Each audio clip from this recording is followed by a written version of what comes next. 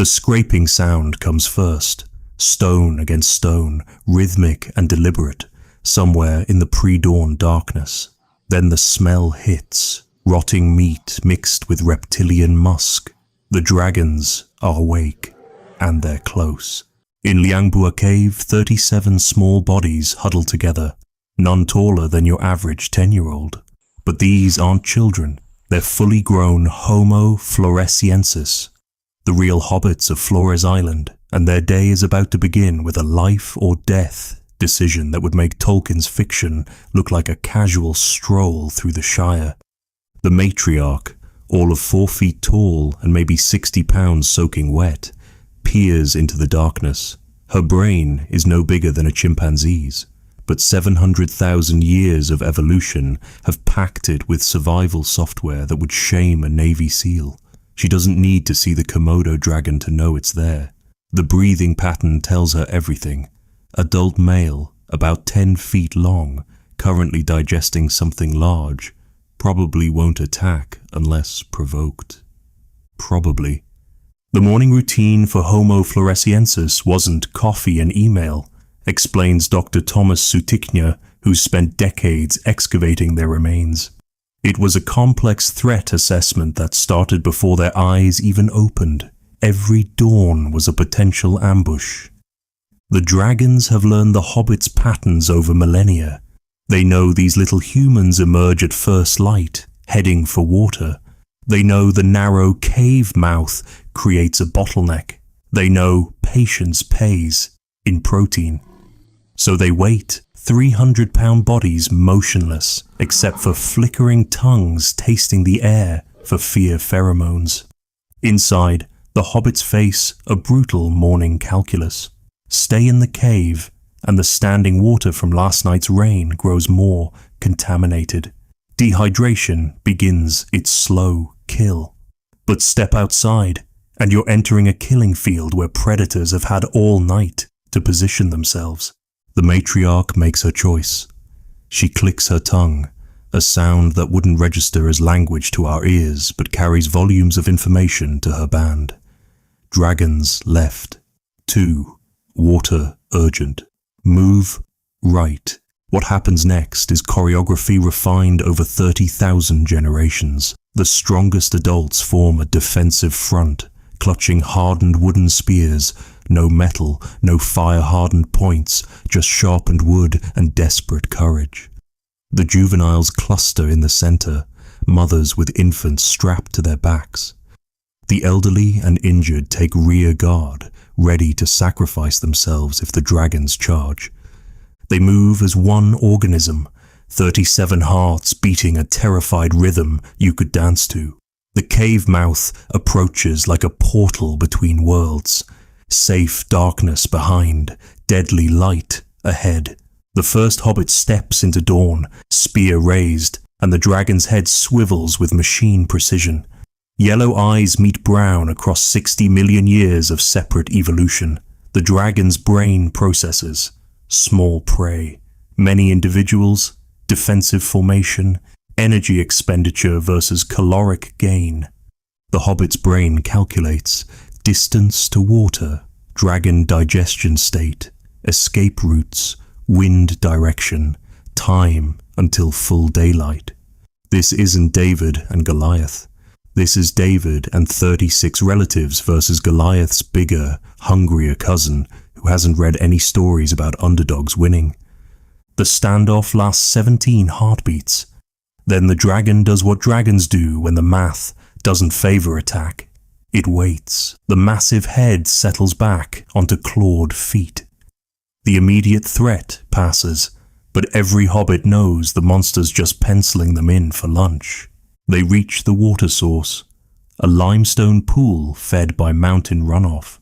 But safe is relative when you're 3 feet tall in a world of giants. Giant marabou stalks, 6 feet of feathered death, watch from the trees. They prefer carrion but aren't above creating some when opportunity knocks. The hobbits drink in shifts, half guarding, half gulping water that might be their last for hours. No cups, no containers, they haven't mastered waterproofing. just cupped hands and hurried slurps while eyes scan for movement. The matriarch spots it first, fresh stegodon tracks. The dwarf elephants passed in the night, heading toward the grasslands. Her band needs protein, and a juvenile stegodon could feed them for a week. But the tracks lead directly past where the dragons wait. She weighs options with a brain that shouldn't be capable of such planning. But island evolution has compressed their neurons into hyper-efficient packages. What they lack in volume, they've gained in density. Every sunrise brings decisions that would paralyze modern humans. Every choice carries lethal consequences. The sun breaks the horizon, and somewhere in the forest, a giant rat screams as something catches it. The sound reminds every hobbit why they survived 700,000 years in this nightmare paradise. Not by being the strongest or the smartest, but by being careful, by being together, by treating every morning like it might be their last. The matriarch clicks again. Hunt. Today. Together. The real hobbits of Flores didn't have second breakfast. They were lucky to survive until first breakfast. And their extraordinary journey through each day was about to begin, 3 feet tall in a world built for monsters, armed with nothing but sticks, stones, and the kind of courage that makes fantasy look like documentary. This is their story, and it starts every dawn with dragons. Stand up. Now imagine everything around you suddenly doubles in size. Your kitchen counter hits your chest. Door handles hover at eye level. Every stair becomes a climbing wall. That's daily reality when you're Homo floresiensis in a world designed for giants. The young male hobbit stares up at the pandanus fruit, hanging 15 feet overhead. For a 6-foot human, it's a simple reach with a stick. For someone 3'6", it might as well be on the moon. But his stomach doesn't care about physics. It just knows those fruits are edible, and everything edible matters when you burn calories like a hummingbird just to stay alive.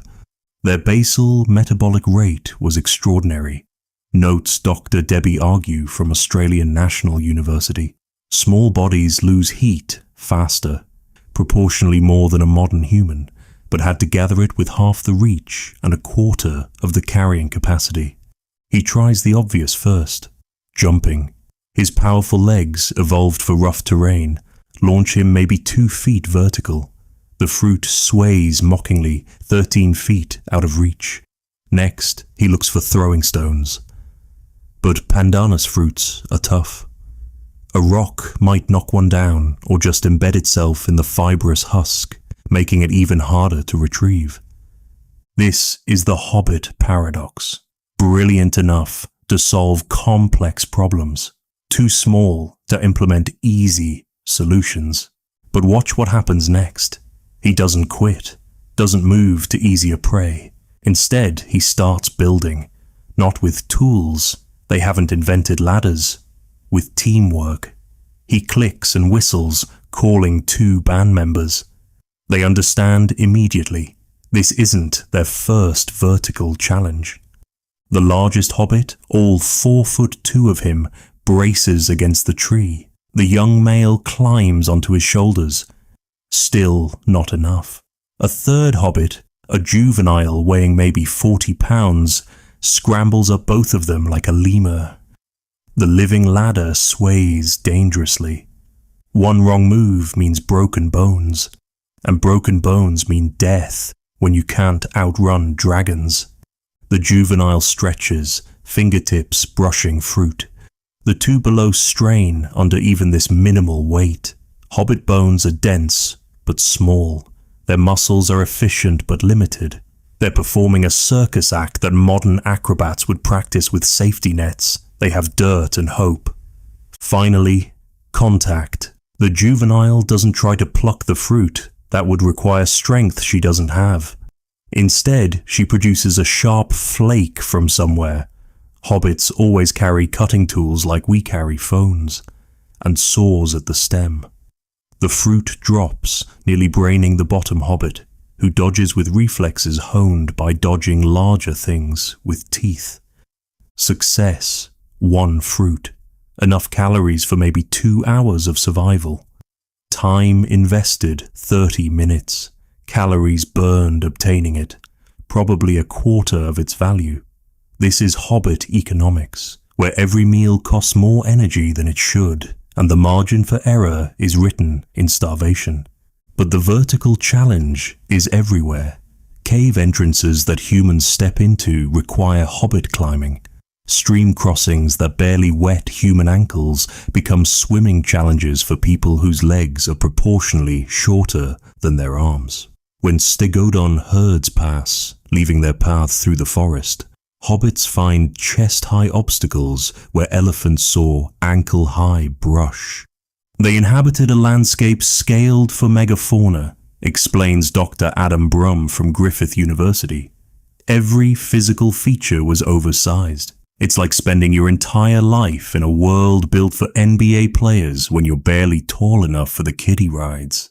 The afternoon hunt illustrates this perfectly. The band has located a young stegodon. Separated from its herd, it's a juvenile, only 400 pounds. To hobbits averaging 55 pounds, it's a walking mountain of meat.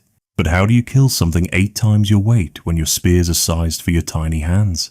They can't match its strength, so they use terrain, driving it toward a limestone outcrop where height advantage might matter.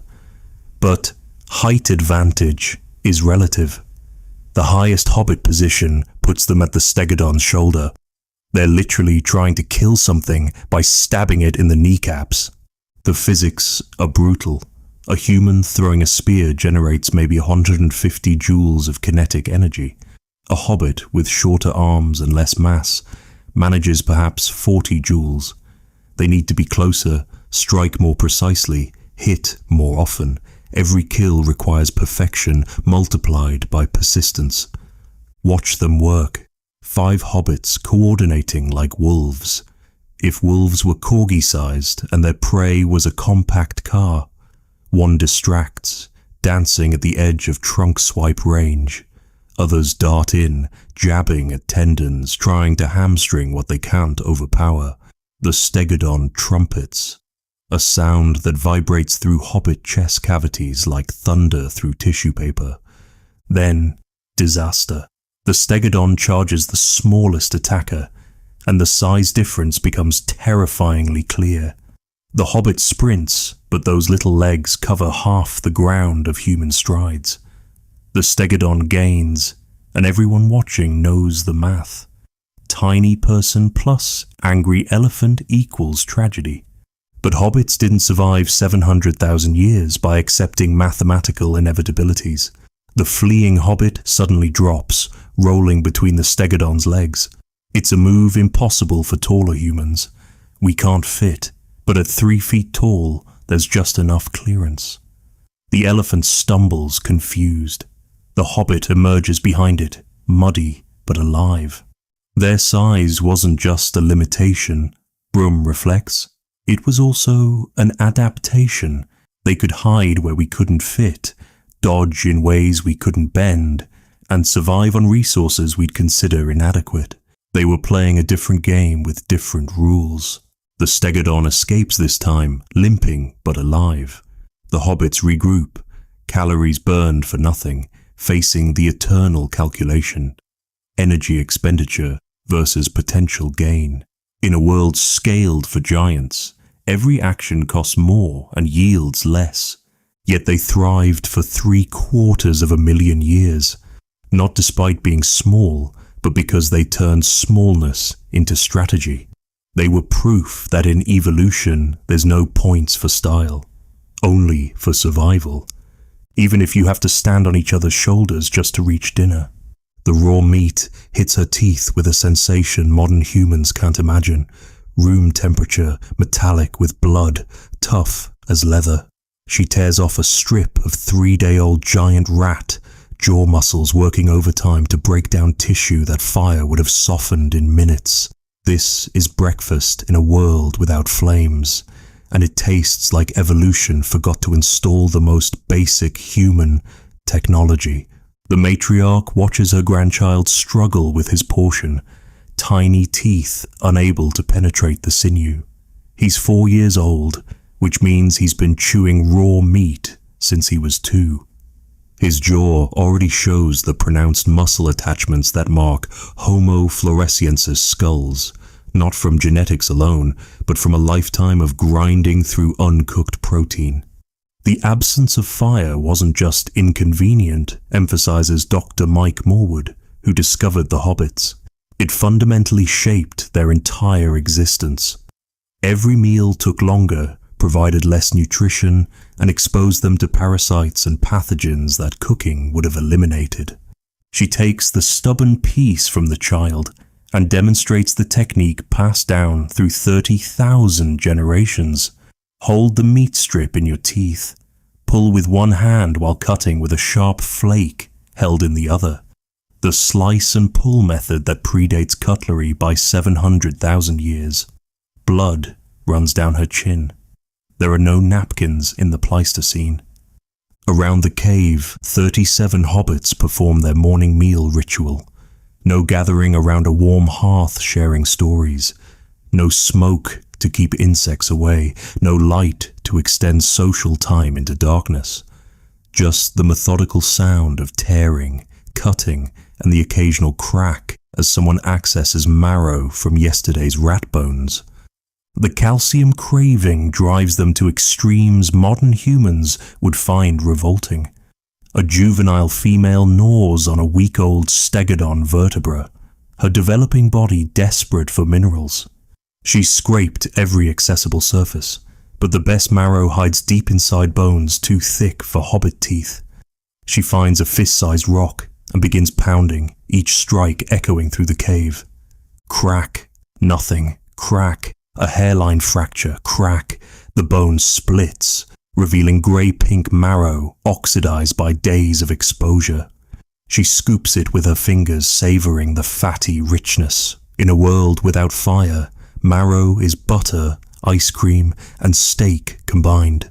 Dense calories that might mean the difference between surviving the next hunt or becoming too weak to run from dragons. But raw meat is just the beginning of their fireless feast. The gathering party returns with the morning's forage, pandanus fruits, wild tubers, bird eggs stolen from ground nests, and something special, honeycomb raided from a stingless bee colony.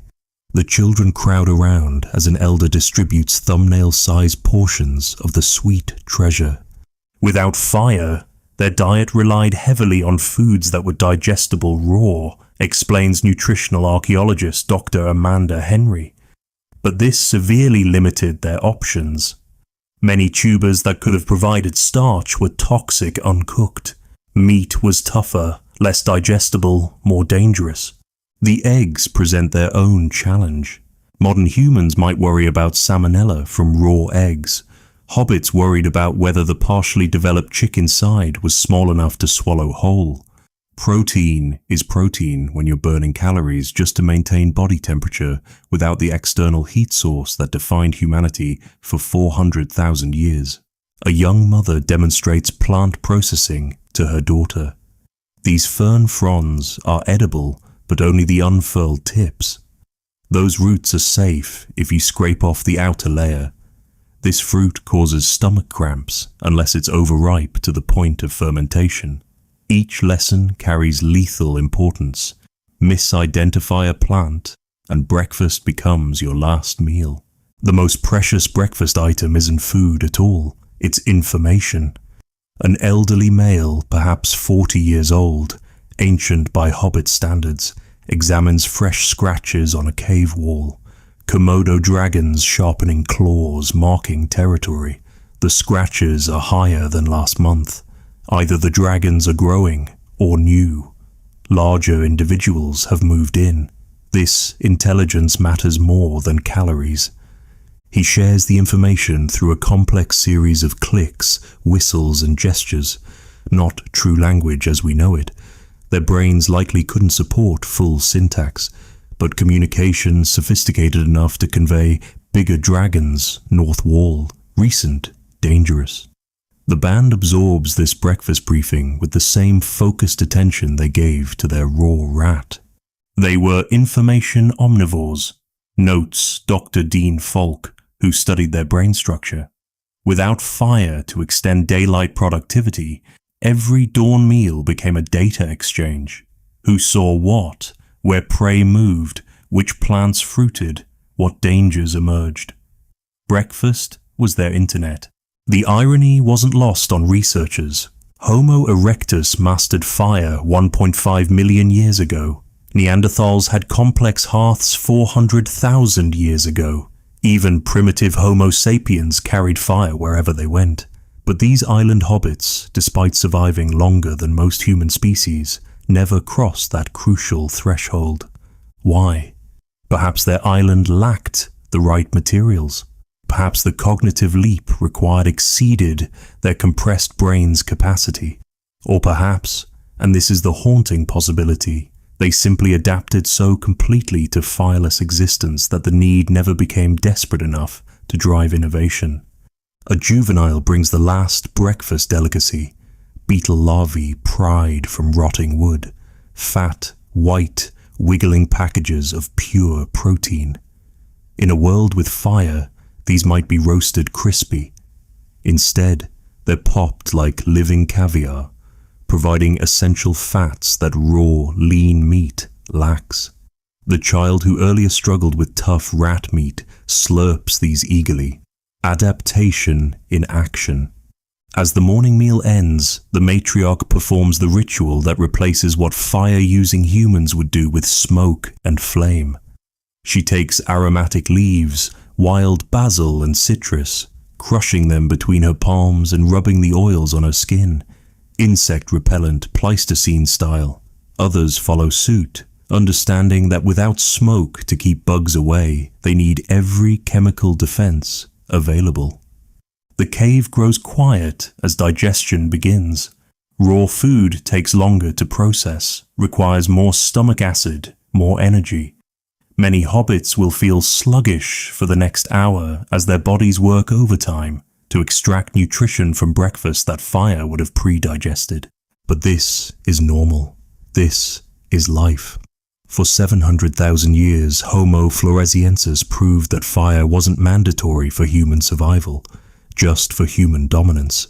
They ate their breakfast cold and raw and difficult, in a cave that smelled of dragon and decay, surrounded by giants that would eat them just as eagerly, and somehow, impossibly, they made it work. No fire, no problem.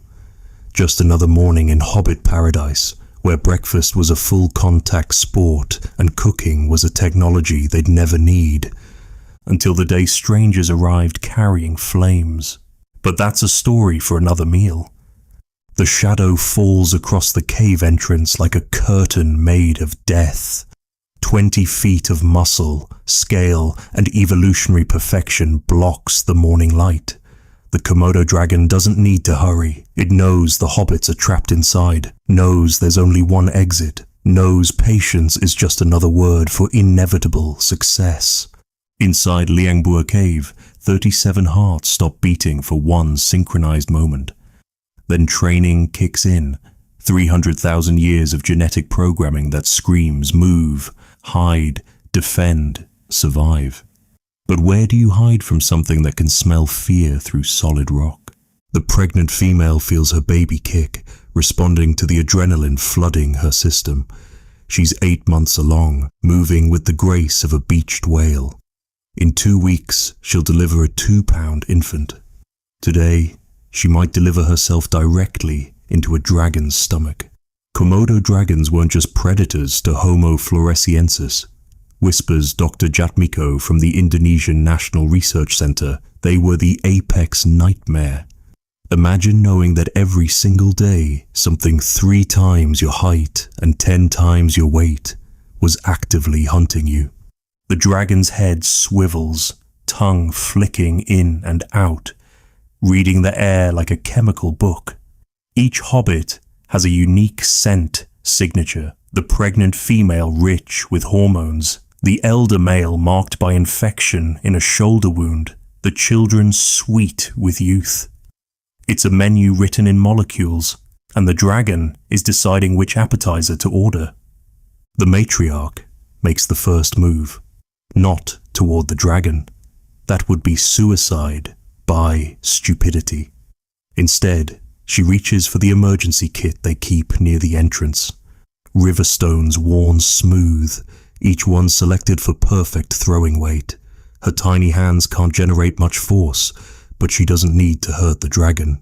Just annoy it. The first stone bounces off the dragon's head with a sound like knocking on a door nobody wants opened.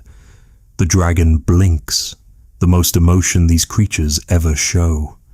The second stone hits its snout. Now it's paying attention. But this is where Hobbit brilliance shines. They're not trying to drive it away. Impossible. They're trying to make it enter the cave where size becomes liability instead of advantage. The dragon takes the bait. It pushes forward, and suddenly 20 feet of predator tries to navigate a cave entrance designed by geology for things much smaller. Its shoulders scrape limestone. Its tail remains outside. For a creature used to open hunting, the constraint is uncomfortable. Cave architecture was their salvation. Jatmiko explains. Homo floresiensis didn't just live in caves. They chose specific caves with defensive geometries, narrow entrances, multiple chambers, ceiling heights that handicapped larger predators. Inside, the hobbits have scattered to prepared positions. The elderly and pregnant squeeze into crevices too small for anything larger than a child. The warriors, if you can call 3-foot-tall people with wooden sticks warriors, form a spear line in the cave's narrowest choke point. The dragon advances, but physics betrays it. In the open, it can whip its tail for balance, lunge with full body weight, use its size as a weapon. In here, it's like trying to sword fight in a phone booth. Every advantage evolution gave it becomes a limitation architecture imposes. The first Hobbit spear thrust is less attack than experiment, testing reach, gauging reaction speed. The dragon snaps, jaws closing on empty air where the Hobbit was a millisecond ago. These little humans move like mercury when their lives depend on it, which is always. But dragons didn't survive since the Cretaceous by being stupid. This one has a plan too. It begins the technique that makes Komodo dragons nature's perfect killers. Bacterial warfare. It opens its mouth and hisses, spraying saliva in a fine mist. The hobbits recoil, understanding instinctively what science would take millennia to discover. Dragon saliva contains 50 strains of bacteria, 7 highly septic. One bite, even a scratch, and death comes not from trauma, but from blood poisoning days later. The dragon doesn't need to kill them now, it just needs to mark them for future collection. Their saliva was a bioweapon, notes Dr. Brian Fry, venom expert from the University of Queensland. Homo floresiensis had no antibiotics, no fire to sterilize wounds. A dragon bite was a death sentence with a 3-day delay. A young male hobbit mistimes his dodge. Dragon teeth graze his thigh, opening a 6-inch gash. Not deep, not immediately fatal. But everyone knows what it means. He's dead hobbit walking. The dragon knows it too. It actually steps back, satisfied. Why fight for fresh meat when you can return for aged steaks in 72 hours? But the hobbits aren't done. The matriarch initiates their last resort defense, something dragons hate more than stones or spears: chaos. Every hobbit begins screaming, throwing things, creating a sensory overload that would make a death metal concert seem peaceful. Rocks, bones, dried feces, anything throwable becomes a projectile. Dragons process information differently than mammals. Their brains, wired for patient stalking, don't handle information overload well. Too many stimuli create a neurological traffic jam. The dragon shakes its head, frustrated, backing toward the entrance. Then comes the Hobbit masterstroke. 3 juveniles who'd hidden near the cave mouth dart out just as the dragon retreats. Not attacking, they're running past it into the open. It's a calculated sacrifice play. Dragons, like all predators, are hardwired to chase fleeing prey. The dragon's instincts override its planning. It wheels around, abandoning the cave to pursue the runners. But Hobbit children who've grown up as dragon bait know every tree, every rock, every hiding spot in a quarter-mile radius. They scatter in 3 directions, disappearing into bolt holes too small for anything larger than a house cat. The dragon stands in the clearing, momentarily confused.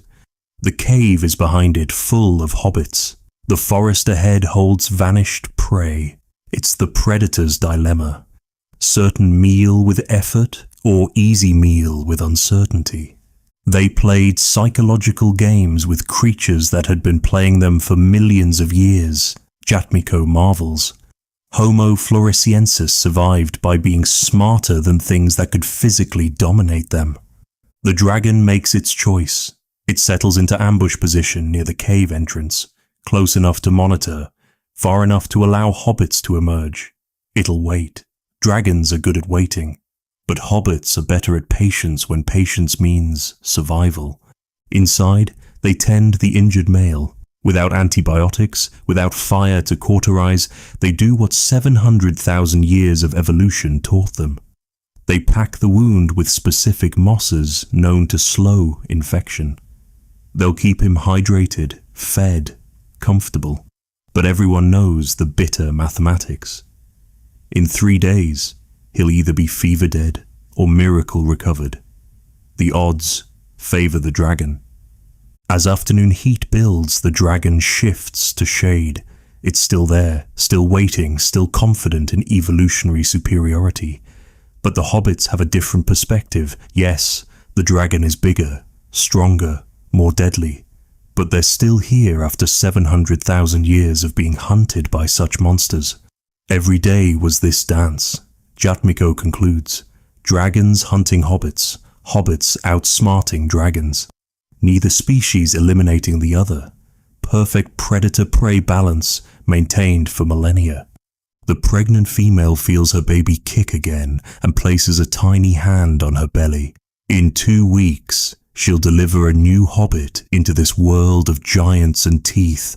That child will grow up knowing dragons not as mythical monsters, but as daily reality. Will learn to read their moods, predict their movements, exploit their weaknesses. Will learn that being small in a world of giants isn't a disadvantage if you're smart enough to make the giants play by your rules. The dragon waits. The hobbits wait. Somewhere in the forest, the 3 juveniles wait to return after dark.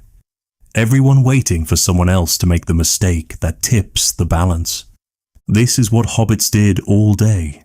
They played 3-dimensional chess with dinosaurs, using caves as castles and courage as currency. And for 700,000 years they won just often enough to keep playing. The sound begins before dawn. A rhythmic tap, tap, crack that echoes through Liangbois Cave like the world's oldest alarm clock. The master toolmaker is already at work, his tiny hands moving with precision that would shame a Swiss watchmaker. Each strike calculated, each fracture predicted, each flake a note in a symphony only he can hear. He's been doing this for 30 years since his fingers were strong enough to grip stone. His father taught him, as his grandfather taught his father, stretching back through 20,000 generations of hobbits who survived by turning rocks into razors. This morning's project is special, a new cutting tool for the pregnant female who'll need extra sharp implements when her baby arrives. Homo floresiensis toolmaking was paradoxical, explains Dr. Mark Moore from the University of New England. Their tools were simple, what we call Mode 1 technology. but the consistency across 700,000 years suggests mastery rather than limitation. They found what worked and perfected it. The volcanic tuff feels warm in his hands, still holding yesterday's heat. He selected this particular stone from an outcrop 2 valleys away, carrying it back wrapped in leaves to protect the edges. The color tells him it's good stone, grey-green with tiny crystals that catch morning light. The weight says it'll flake predictably. The sound when he taps it promises clean breaks. Around him, 3 apprentices watch with the intensity of medical students observing surgery. 2 are his sons, 1 his sister's daughter. Gender doesn't matter in Hobbit tool school. Survival doesn't care about chromosomes.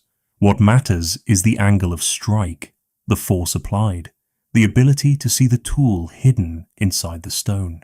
He demonstrates the critical first blow. Not straight down, that shatters. Not too glancing, that skids. But at precisely 72 degrees, with a hammerstone worn smooth by his grandfather's grandfather. The strike lands, and a flake drops away like a book opening to the right page. The apprentices lean closer, seeing the possibilities revealed in that fresh surface.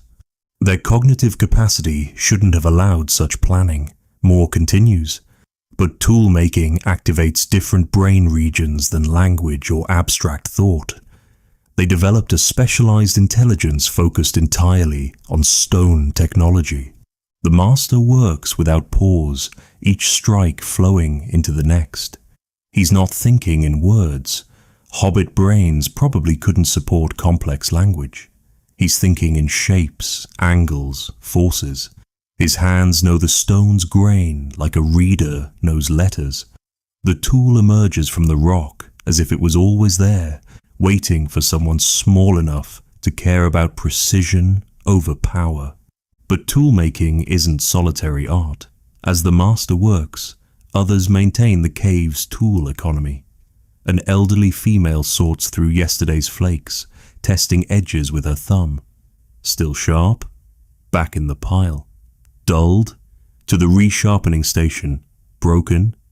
Into the children's practice heap. The resharpening station is its own universe of efficiency. A teenage hobbit sits cross-legged, taking dulled tools and giving them new life. The technique is delicate. Too much pressure and you snap the tool. Too little and you polish rather than sharpen. She's working on a scraper that's been resharpened so many times it's half its original size. In a world without metal, you use every molecule of workable stone. They were the ultimate recyclers, notes lithic analyst Dr. Adam Brum. We find tools resharpened down to tiny nubs. Some implements show 20 or 30 separate resharpening episodes. One tool might serve a family for generations. The children's corner reveals tomorrow's toolmakers. A 6-year-old boy, barely 2 feet tall, grips a practice stone between his knees. His strikes are clumsy, his flakes unpredictable. But watch his eyes. He's reading the stone's response, adjusting his angle, learning the conversation between hammer and core. His pile of failures will become experience. His experience will become expertise. The master completes the pregnant female's tool, a blade so sharp it could shave hair if hobbits had any worth shaving. But sharpness is only part of the gift. He's also crafted the handle, wrapping the base in plant fibers for grip, creating a tool that tiny, post-birth hands can control even when slippery with blood and exhaustion. Tool blanks wait in organized rows sorted by size, quality, and purpose. This isn't random rock storage, but a Paleolithic hardware store. Need a scraper for hide preparation. 3rd row, left side. Boring tool for jewelry. Back corner, wrapped in bark. The organization speaks to planning abilities that shouldn't exist in chimp-sized brains. Their spatial intelligence was off the charts, Brum emphasizes. They could visualize tools inside raw stone, plan reduction sequences, and maintain consistent techniques across millennia. It's like finding out goldfish could play chess. The symphony builds as more hobbits join the morning's work. Each has their specialty. The burly male, 4 feet tall, counts as burly here, focuses on heavy choppers for breaking bones. His strikes ring like bells, all power and purpose. The delicate female beside him crafts microliths, tiny geometric pieces that will become composite tools. Her taps whisper rather than shout. Communication flows without words. A gesture requests a different hammerstone. A click of tongue warns of a bad fracture. Raised eyebrows ask permission to take a partially worked core. They're having complex technical discussions in a language that predates language. The master notices his eldest son struggling with a difficult piece. The stone has inclusions, harder spots that deflect strikes unpredictably. In a human society, the teacher might explain the problem verbally. Instead, the master takes the stone, runs his thumb along the surface, letting his son feel the irregularities. Then he demonstrates working around them, using the flaws as features rather than fighting them. The lesson goes deeper than tool making. In a world where you're 3 feet tall facing 10-foot dragons, you don't overcome obstacles. You work around them. You don't defeat limitations, you incorporate them. The stone's flaw becomes the tool's strength, just as the hobbit's size became their survival strategy. A commotion outside interrupts the symphony. The morning hunting party has returned with a giant rat. Immediately, the toolmakers shift from creation to application. Fresh flakes are selected for butchering. The master himself chooses a piece he made yesterday. You don't use practice pieces on real food. The butchering becomes its own performance. Each cut planned to waste nothing. The hide removed in sections that will become carrying bags. Sinew extracted intact for binding. Bones separated at joints for marrow extraction later. The tools sing through flesh with efficiency, born from repetition beyond counting. Watching traditional cultures butcher with stone tools is humbling. Moore reflects. It's faster and cleaner than most people with steel knives. Homo floresiensis had 700,000 years to perfect these techniques. They were artists working in meat and stone. Blood on stone creates its own problems. Wet tools slip, endangering fingers that can't afford injury. The hobbits solve this with powdered ash from old fires. They can't make fire, but they save its remnants. Rubbed on bloody hands, it provides grip. Rubbed on tools, it shows use patterns that guide resharpening. As the butchering ends, the master returns to his symphony. The pregnant female's tool is complete, but the day's work has just begun. Apprentices need teaching, tools need maintaining, new stones need testing. In a world without metal, stone tools aren't just implements, they're the thin edge between survival and extinction. He strikes the stone again, the sound ringing through the cave like a bell. Tap, tap, crack. The rhythm of survival. The beat of hobbit hearts for 700,000 years. Later, archaeologists would puzzle over the simplicity of their tools. Why didn't they advance? Why didn't they innovate? They missed the obvious answer. When you've perfected a symphony, why write new music? The Stone Symphony plays on, each strike a note in humanity's longest song. 3 feet tall, but giants in persistence, the hobbits made music from rocks and survived longer than any human species before or since. All without ever needing a crescendo. The limestone pool glimmers like a trap made of liquid crystal. Every creature on Flores needs water, and they all know where to find it, which makes the spring at the base of the cliff less watering hole and more gladiatorial arena where the price of admission is your life. The scouting party, 2 adult hobbits weighing less together than a modern 10-year-old, creep through elephant grass that towers over their heads. Every step calculated to avoid the dry stems that would announce their presence like trumpets. They're not the only ones thinking about morning hydration. Fresh tracks in the mud tell today's story. Stegodon prints, deep and round as dinner plates. Komodo dragontail drags crossing them at angles. And there, the sight that makes both scouts freeze, giant marabou stalk tracks circling the pool's edge. The 6-foot birds are here and they're hungry. Water sources were conflict zones, explains Dr. Hanneke Meyer, who studies extinct island fauna. Every species needed water daily. For 3-foot-tall hominins, approaching these areas was like entering a war zone where you're the smallest combatant. The lead scout, a female with scars telling stories of previous water runs, hand signals to her partner. Stalks, 3, north side, waiting. The giant birds have positioned themselves perfectly, pretending to sleep while watching the approach trails. 1 hobbit might slip past. 2 definitely won't. But hobbits didn't survive 700,000 years by accepting defeat. They've turned disadvantage into strategy before. Time to do it again. The male scout begins gathering small stones, not for throwing, but for noise. The female starts stripping leaves from a particular plant. Wild ginger that stalks hate. Their plan is simple. Chaos and chemistry make the stalks uncomfortable enough to relocate, even temporarily. The first stone lands in the pool with a splash that sends ripples across the surface.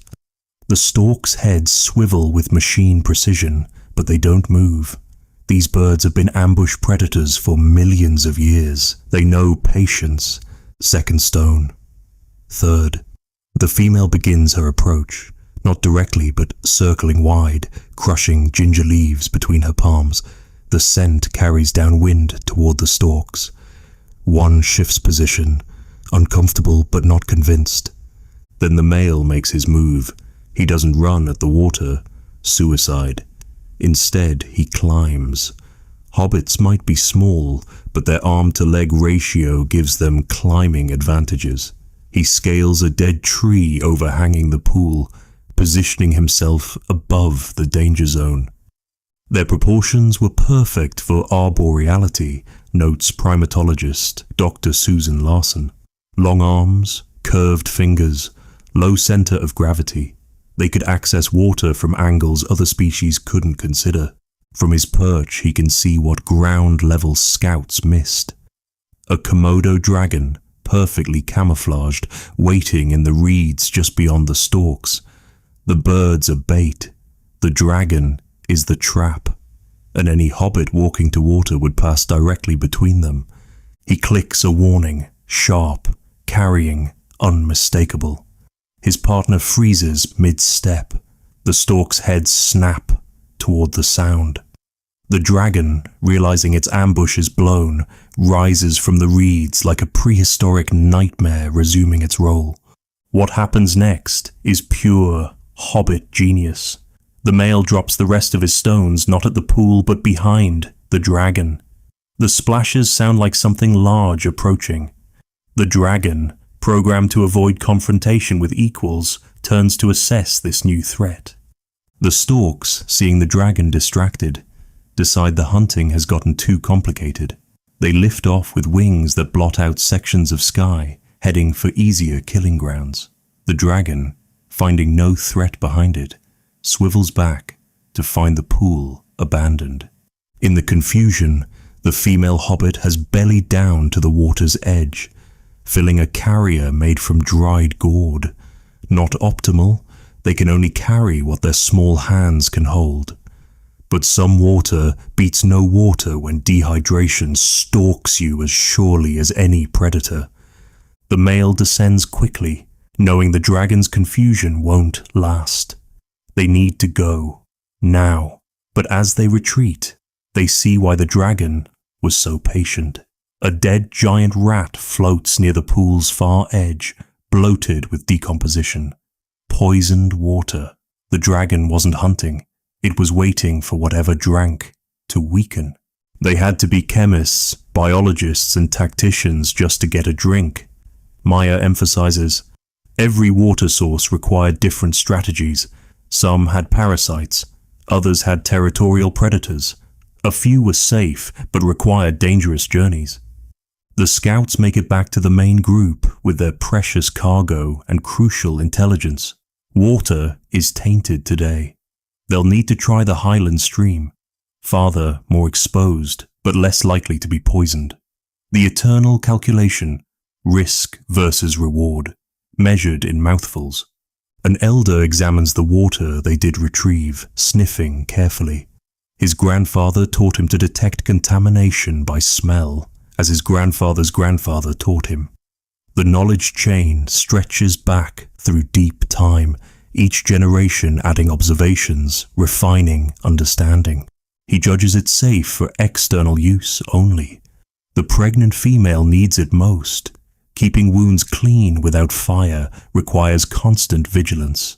Every drop is rationed with mathematical precision.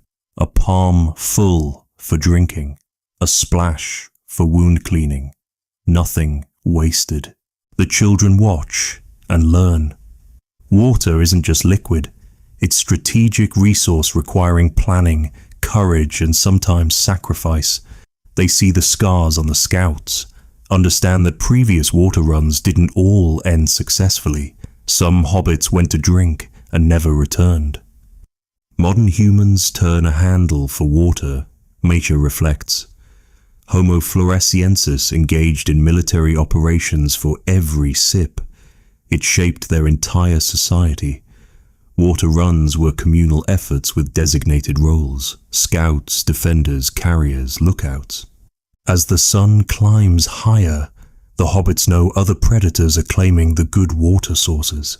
By afternoon, only the most dangerous spots remain, the ones where dragons congregate, where storks hunt in groups, where the water itself might kill you as surely as any predator. But they'll go again tomorrow, and the next day, and every day for 700,000 years, because the alternative to facing dragons for water is dying of thirst. In the arithmetic of survival, bad odds beat no odds. The water wars continue, fought one careful sip at a time by warriors 3 feet tall with courage measured in oceans. The giant rat weighs 40 pounds and has teeth like chisels. It moves through the underbrush with the confidence of a creature that knows it's too big for most predators to bother with and too fast for the rest. It hasn't counted on Mira. She's 16 years old, 3'5", and the best rat catcher her band has seen in generations. Where others see a dangerous rodent, she sees walking calories that could feed her family for 3 days. Where others hear rustling chaos, she hears patterns that tell her exactly where the rat will emerge. Papagomis armanvillei wasn't your garden variety rodent, explains paleontologist Dr. Kenneth Aplin. These were rats the size of small dogs, with powerful jaws and aggressive temperaments. Hunting them required extraordinary skill. Mira learned from her mother, who learned from her mother, stretching back through centuries of women who specialized in this crucial protein source.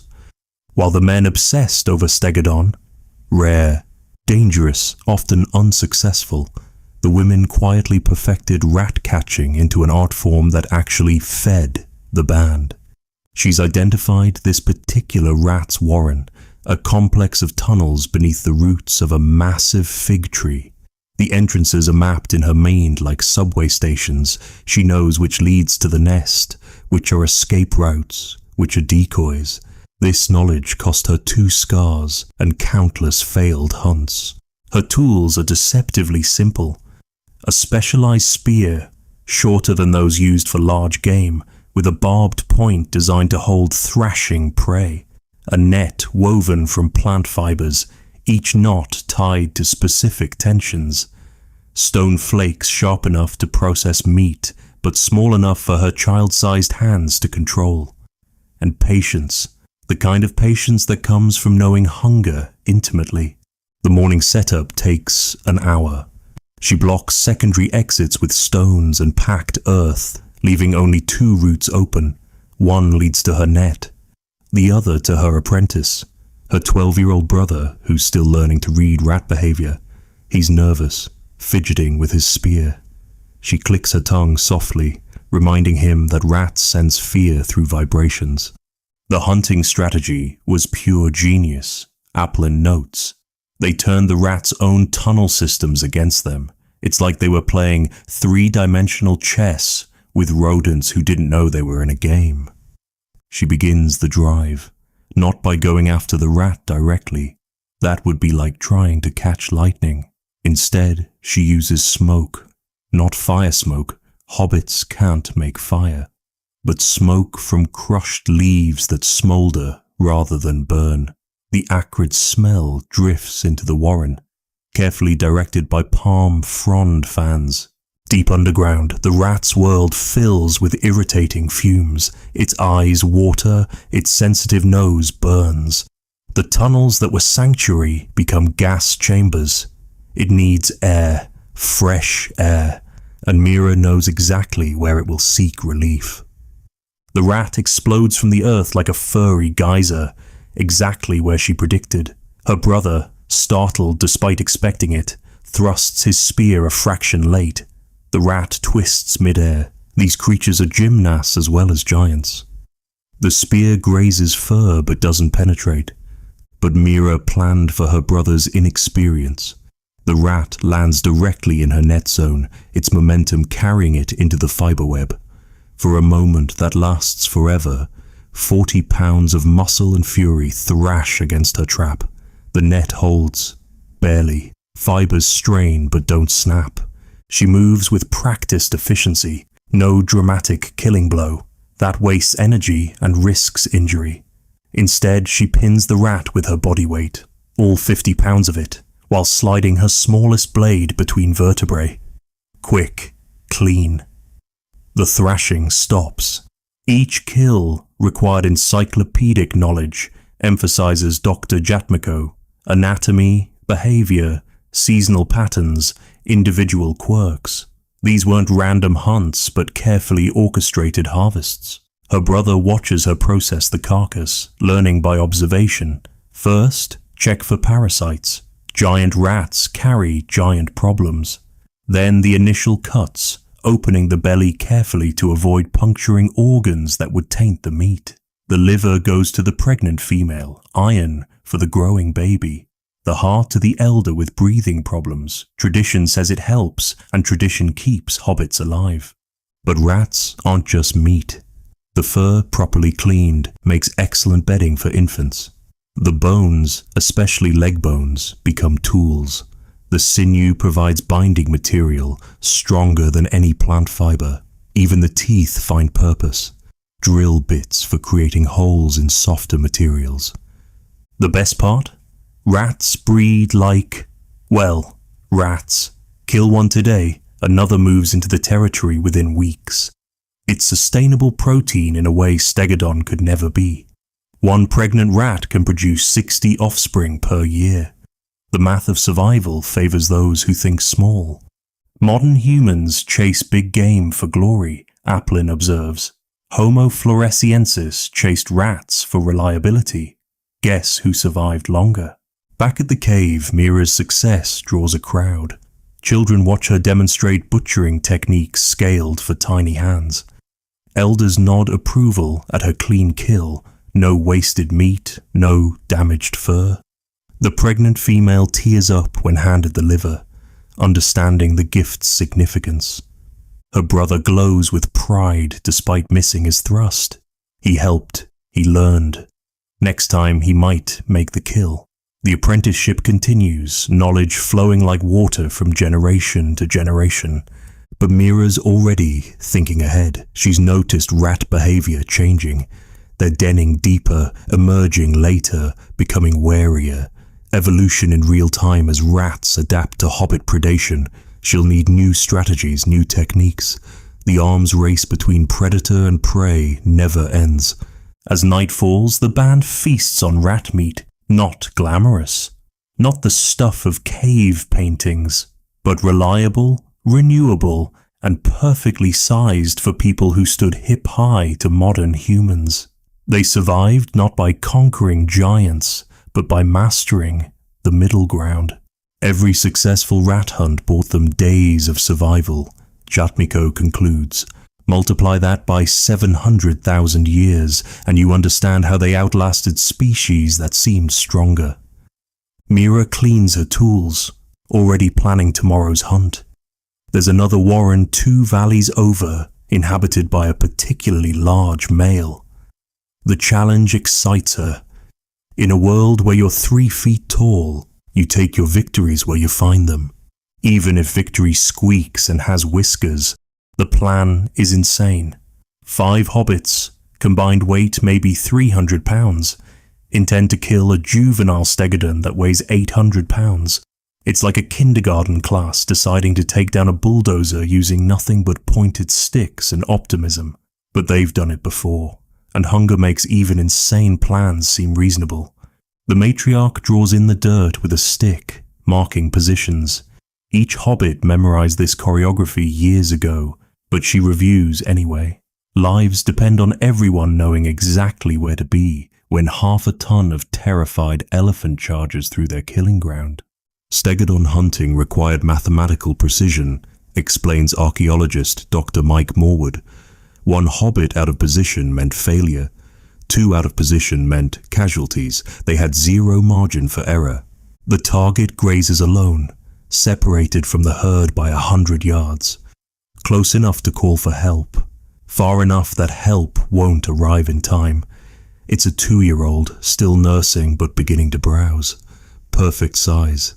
Small enough to kill, large enough to feed everyone for a week. The approach takes 3 hours. Not because hobbits move slowly, they can sprint when needed, but because stegodon have trunks, and trunks are sense organs that make bloodhounds jealous. 1 whiff of hobbit scent, and the hunt ends before it begins. So they circle downwind, moving like ghosts through grass that reaches their shoulders. Each hunter carries specialized equipment, not the long spears of human elephant hunters. Those require reach hobbits don't have. Instead, short thrusting spears with hafted microblades creating serrated edges. 1 hunter carries the special tool, a hamstringing blade designed for exactly 1 purpose. Cut the Achilles tendon, and even elephants can't run. The tools tell the story, Morwood notes. These weren't general-purpose weapons, but specialized instruments for a specific task, like surgical tools designed for 1 operation. They reach position. The matriarch signals. The youngest hunter, 16, fastest runner, expendable if things go wrong, begins the drive. He doesn't charge the stegodon. That would be suicide by stupidity. Instead, he appears at its peripheral vision, moving steadily, being obvious, being bait. The stegodon startles, trumpets a call its mother will hear but not understand. It begins moving away from the threat, directly toward where 4 hobbits wait in ambush. The driver maintains perfect distance, close enough to keep it moving, far enough to avoid those swinging tusks. The elephant enters the kill zone between 2 limestone outcrops.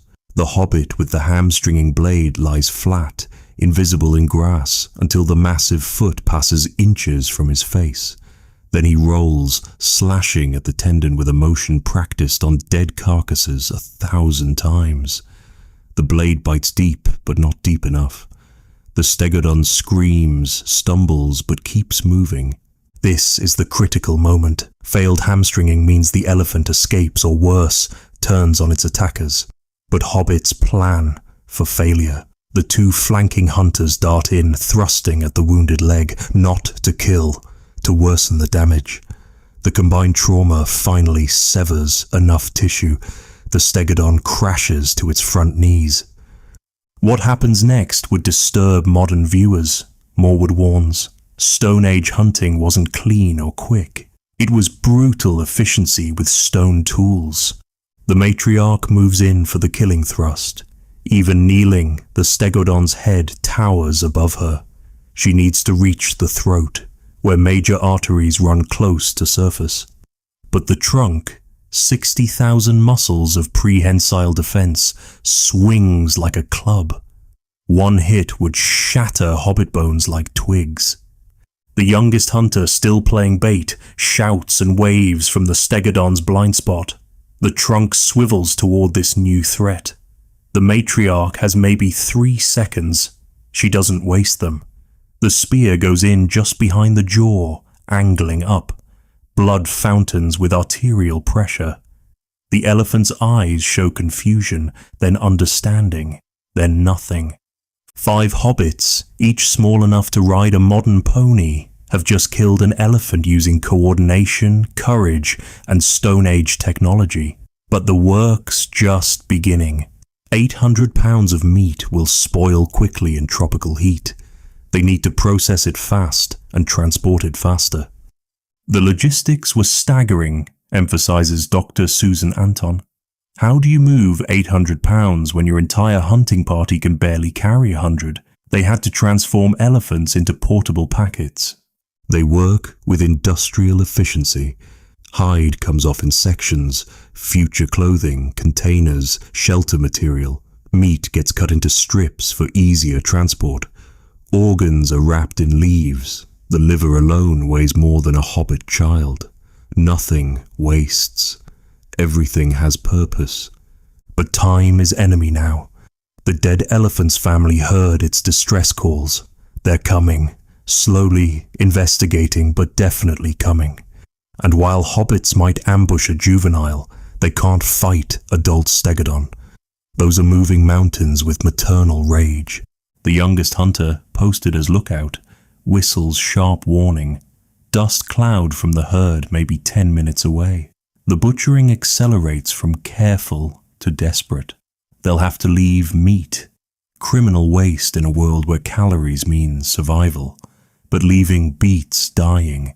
Each hobbit loads what they can carry, maybe 30 pounds, more than half their body weight. The matriarch takes the tusks, not for glory, but for tools. Ivory stays workable longer than stone, and this elephant's death will provide implements for years. They move out just as adult stegodon arrive. The giants investigate their fallen juvenile, trunks exploring the carcass with something approaching grief. One matriarch, massive, scarred, probably the dead elephant's mother, turns toward the fleeing hobbits. She knows what happened, knows who's responsible. Elephants remember, Anton states simply. The hobbit band would have to avoid this area for months, maybe years. Elephant justice is patient but inevitable. The hobbits make it back to camp, exhausted but triumphant. 800 pounds of elephant minus what they abandoned will feed 37 people for days. Children who are getting thin will fatten. Pregnant females will have protein for growing babies. Elders will gnaw marrow for strength. But the matriarch's already planning ahead. That elephant family will remember them. The area's burned for hunting. They'll need new territories, new strategies. The arms race between 3-foot hunters and 8-foot prey continues. They hunted elephants for 700,000 years, Morwood marvels. David beat Goliath not once, but thousands of times, with stone spears and Stone Age courage. As night falls, the band feasts on elephant meat. Tomorrow they'll process hide, cure strips, crack bones for marrow. Every calorie extracted, every nutrient absorbed. 5 tiny humans killed a giant and lived to tell the tale. Not bad for creatures that could walk under a modern kitchen table without ducking. Liangbua Cave has moods. Today, it's angry. Water seeps through limestone pores like the earth is sweating, dripping from stalactites in rhythms that sound like counting. The hobbits know what this means. The cave that sheltered them for generations is about to become a death trap. The eldest male, 42 years old and ancient by hobbit standards, runs his palm along the cave wall. The stone feels different during monsoon season. Wetter, yes, but also warmer, as if the mountain's fever is breaking. He's lived through 38 floods. His arthritis is better than any barometer at predicting when home becomes hazard. Liang Bua wasn't just shelter, explains geologist Dr. Paul Goldberg. It was a living system. Water carved it, seasonally flooded it, occasionally tried to reclaim it. The hobbits were essentially living inside a geological mood swing. The preparation begins with evacuation priorities. Tools go first. A band can survive losing members, but not the means to make new implements. Generations of stone technology get wrapped in leaves and secured in the highest crevices. Some tools haven't been touched in years, but they're ancestral inheritance. You don't abandon your great-grandmother's favorite scraper to a flood. Children gather the irreplaceable, carved ivory ornaments, special stones collected for their colors, the tiny Venus figurines someone's ancestor made from river clay. These aren't survival items, but soul items. The things that make 37 people a culture instead of just a breeding population. The pregnant female poses a special problem. She's due any day, can barely waddle, and climbing to flood-safe zones might trigger labor. But staying means drowning when the cave's lower chambers fill. The matriarch assigns 2 strong females as her escorts. They'll carry her if needed. No hobbit left behind, even if it means especially difficult math. Their social bonds were extraordinary, notes anthropologist Dr. Kira Westerway. In crises, they revealed decision-making that prioritized community over individual survival. Very different from survival of the fittest stereotypes. Outside, the sky has turned the color of old bone. Pressure drops so fast, their ears pop. Even the Komodo dragons have disappeared, finding whatever shelter 300-pound lizards use when nature goes insane.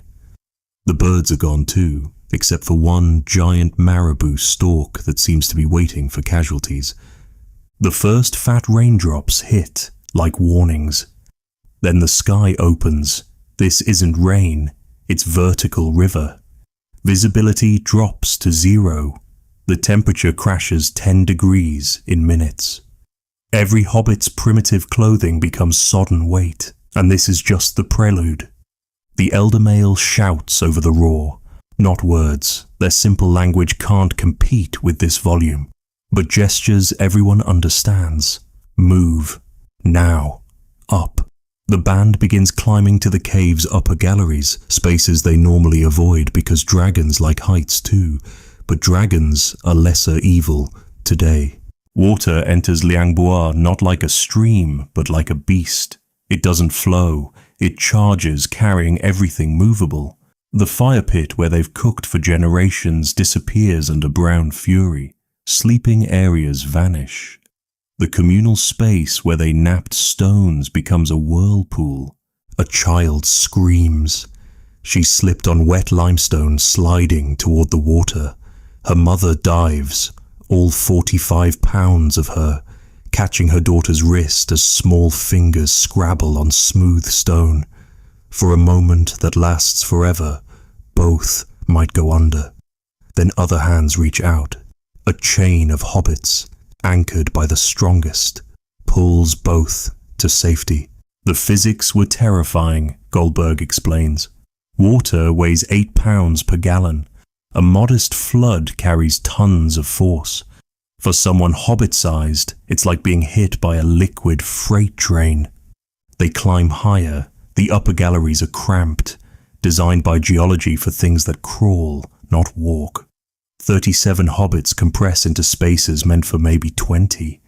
The pregnant female gasps, not labor, just panic.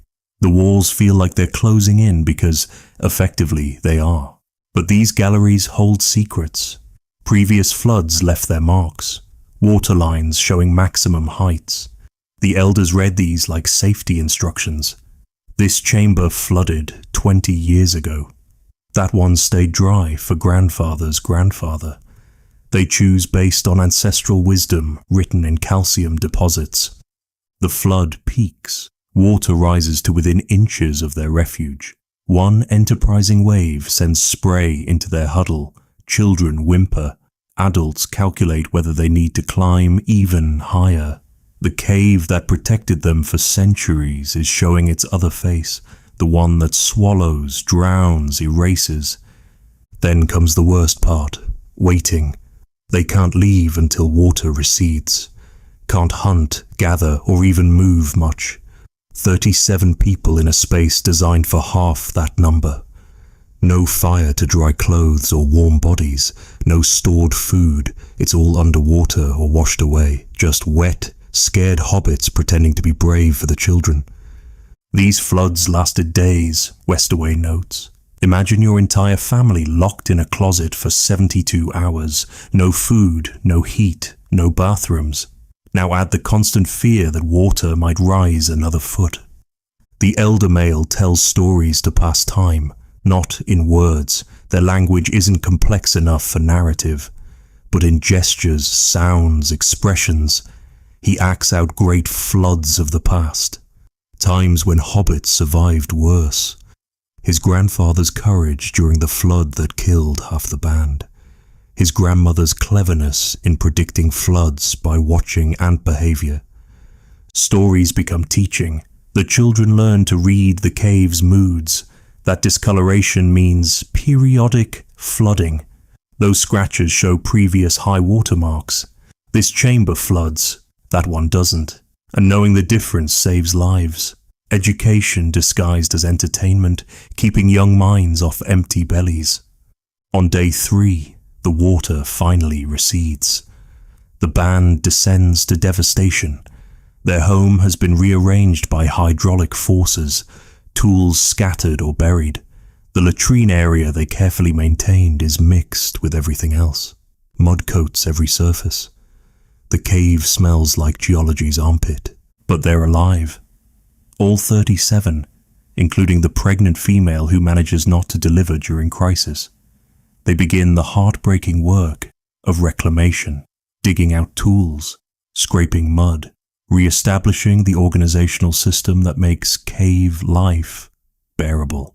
Some things are gone forever. The children's practice stones swept away. A grinding stone used for generations, too heavy to evacuate, now buried under tons of sediment. They'll make new ones, but the ancestral connections are severed. Each flood erases a little history. They accepted this as normal, Goldberg emphasizes. Not disasters, but seasonal events. Like we accept winter, they accepted that their home tried to kill them annually. By nightfall, they've reclaimed enough space to sleep. Not comfortably, everything's damp and muddy, but safely. The cave that tried to drown them is shelter again. The relationship continues, wary partners in survival. The elder male makes one last check before sleeping, running his hand along the wall, feeling for tomorrow's mood. The stone feels cooler, drier. The cave is settling. Until next season, when the dance begins again. Living inside the earth means accepting the earth's temperament. For 700,000 years, hobbits did exactly that. They breathed with the cave, fled when it exhaled floods, returned when it inhaled peace, not conquered, not defeated. Just resilient enough to survive a home that loved them to death. Little Kira can't sleep. She's 4 years old, weighs 18 pounds, and every shadow might have teeth. Without fire, the cave at night is darker than modern humans can imagine. Not dim, not gloomy. Absolute black that presses against eyeballs like physical weight. Her mother feels the trembling and pulls her closer. At 3'4", Mother isn't much bigger than a modern child herself. But to Kira, she's the wall between safety and the things that hunt in darkness. Together they lie on beds of dried grass, listening to the night symphony of 37 people trying not to think about what might be watching. Raising children without fire was perhaps their greatest challenge, reflects Dr. April Nowell, who studies prehistoric childhood. Every parent's nightmare, literal monsters in the dark, was their nightly reality. The sounds are worst.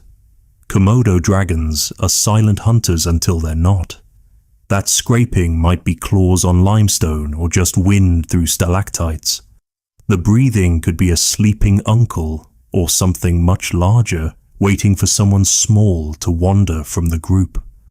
Without fire to create a barrier of light, every sound requires analysis. Kira needs to urinate, but that means moving to the designated area near the cave mouth. 20 feet, that might as well be 20 miles when you can't see your own feet. She whimpers, the universal child signal for, I need help, but don't want to need help. Her mother understands. Together, they navigate by touch and memory. Mother's hand finds the guide rope, plant fiber stretched between sleeping area and latrine.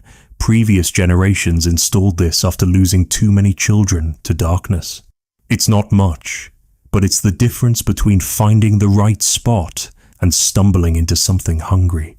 Their spatial memory was extraordinary. Noel explains, children learn to navigate in total darkness using mental maps. Every rock, every slope, every turn memorized through repetition and necessity. They reach the latrine area. Mother stands guard while Kira relieves herself. This is when they're most vulnerable, separated from the group, distracted, scent marking their location. Mother's head swivels uselessly in the dark, but her ears work overtime. That drip is just water. That rustle is just wind. Probably. Back at the sleeping area, Kira can't resettle. She's entered that spiral where fear feeds on itself. Without fire's comfort, without light to banish shadows, her imagination populates the darkness with every predator she's ever glimpsed. Dragons with yellow eyes, storks that snatch children, the giant rats that sometimes bite sleeping hobbits. Her older brother, 6 and worldly, whispers stories to calm her, not words. Their proto-language isn't sophisticated enough for true narrative, but sounds and gestures that paint pictures in the dark. He tells of the clever hobbit who outsmarted a dragon by being too small to see. The brave child who found water when adults couldn't. Heroes Kira's size doing impossible things. Storytelling without firelight required different techniques, notes Dr. Dean Folk. They used touch, sound effects, probably even smells to create narrative. It was multi-sensory entertainment born from necessity. The night stretches endlessly. Modern humans, with our circadian rhythms disrupted by artificial light, sleep poorly. But hobbits, synchronized to natural darkness, should sleep well, except for the constant vigilance required. They doze in shifts, always someone awake, always someone listening. Parents sleep lighter than their children, ready to react to any change in breathing patterns that might signal danger. A commotion erupts near the cave entrance. Something has entered. The sounds of scuffling, a sharp cry, quickly muffled. The adults react with practiced efficiency. Those with children pull them close. The strongest males move toward the disturbance, spears ready, not charging. That's how you die in darkness, but creating a barrier between threat and young. It's just a monitor lizard, smaller cousin to the dragons. Still dangerous, 6 feet of muscle and bacteria-laden bite, but manageable. It probably smelled the latrine area, investigating whether anything edible left traces. The hobbit it surprised has a gashed arm but will survive. The lizard won't. Fresh meat for tomorrow, delivered by darkness. Every night brought these micro-dramas, Falk explains. Not always life-threatening, but constant stress. Raising children in this environment required extraordinary vigilance and community support. As dawn finally greys the sky, Kira has survived another night. She doesn't know that her chances of reaching adulthood are maybe 50%, that half her playmates won't see puberty. That darkness takes as many children as disease or predation. She just knows mother kept her safe again. The morning routine begins. checking all children are accounted for. One boy has a fever, possibly from parasites. A girl shows infected scratches from yesterday's thorn encounter. Without fire to sterilize wounds or boil medicinal teas, every injury threatens to become fatal. Parents apply what remedies they know: crushed leaves with antimicrobial properties, mosses that slow infection. Sometimes it works. But childhood isn't all terror. As full light arrives, the children explode into activity. They've survived another night and celebration is play. Boys practice spear thrusts with sticks. Girls weave grass into proto-baskets. Everyone participates in the endless game of dragon and hobbit, where quick feet matter more than size. Their play was deadly serious training, Noel observes. Every game taught survival skills. Tag developed evasion techniques. Hide and seek could save your life. They played their way to competence. Kira joins a group building stone towers, not just stacking but learning balance, weight distribution, engineering principles they'll need for toolmaking. Her small fingers are clumsy but improving. By age 6, she'll be napping basic flakes. By 8, contributing to the band's survival, if darkness doesn't claim her first. The darkness always returns, every 12 hours, regular as heartbeat. And every sunset, parents face the same challenge, keeping children alive through another night, without humanity's most basic protection. No fire to warm them, no light to comfort them, just darkness pressing in and the hope that tomorrow's dawn finds everyone still breathing. They raised generations in conditions we'd consider abuse, Falk concludes, yet they produced children capable of surviving and thriving. The human capacity for adaptation starts in childhood, and Hobbit children proved that every night. Kira naps in the afternoon sun, exhausted from her sleepless night. Her mother watches, knowing tonight will bring the same fears, the same dangers, the same desperate navigation through darkness, but also the same love, protection, and community that has kept Hobbit children alive for 700,000 years. Growing up without fire means growing up fast, but it also means growing up together, bound by shared darkness into families tighter than modern humans can imagine. Every dawn is a victory. Every child who reaches adulthood, a miracle born from courage measured in nighttime, survived. The darkness shapes them, but doesn't break them, because Hobbit children have something more powerful than fire. Parents who refuse to let the dark win. The bamboo shoots are ready. Mila knows this like she knows her children's faces, by subtle signs invisible to casual observers. The color has shifted from bright green to dusty jade. The sheaths show hairline cracks. Most importantly, the moon is in the right phase. Her grandmother taught her that bamboo harvested under the wrong moon turns bitter. She leads today's gathering party. 4 women, 2 adolescent boys, and her own daughter, just old enough at 7 to carry her own collection basket. They move through the forest like they own it, because in every way that matters, they do. This is their supermarket, their pharmacy, their hardware store. They just have to know where everything is shelved. Hobbit women were the unsung heroes of survival, states ethnobotanist Dr. Anna Revedin. While men hunted dramatic protein, women quietly provided 70% of calories through gathering. Without them, the species would have starved. Mela stops at an innocuous tree.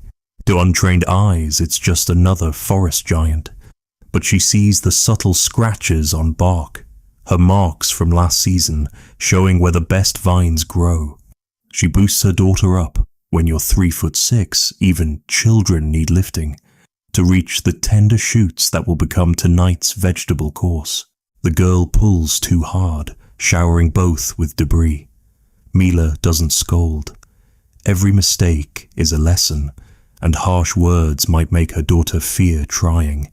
Instead, she demonstrates the twist and pull technique that separates vine from tree without damaging either. Sustainability isn't a modern concept. It's survival when you'll need the same resources next year. They work systematically. Each gatherer has specialties based on knowledge and body type. Tira, young and flexible, climbs for fruits. Old Suki, whose arthritis makes climbing impossible, focuses on ground-level mushrooms and tubers. The boys dig for roots, their stronger arms useful for breaking hard-packed earth. Everyone contributes according to ability. The efficiency was remarkable, Reverden notes. Modern foragers might recognize 200 plant species. Homo floresiensis women likely knew twice that.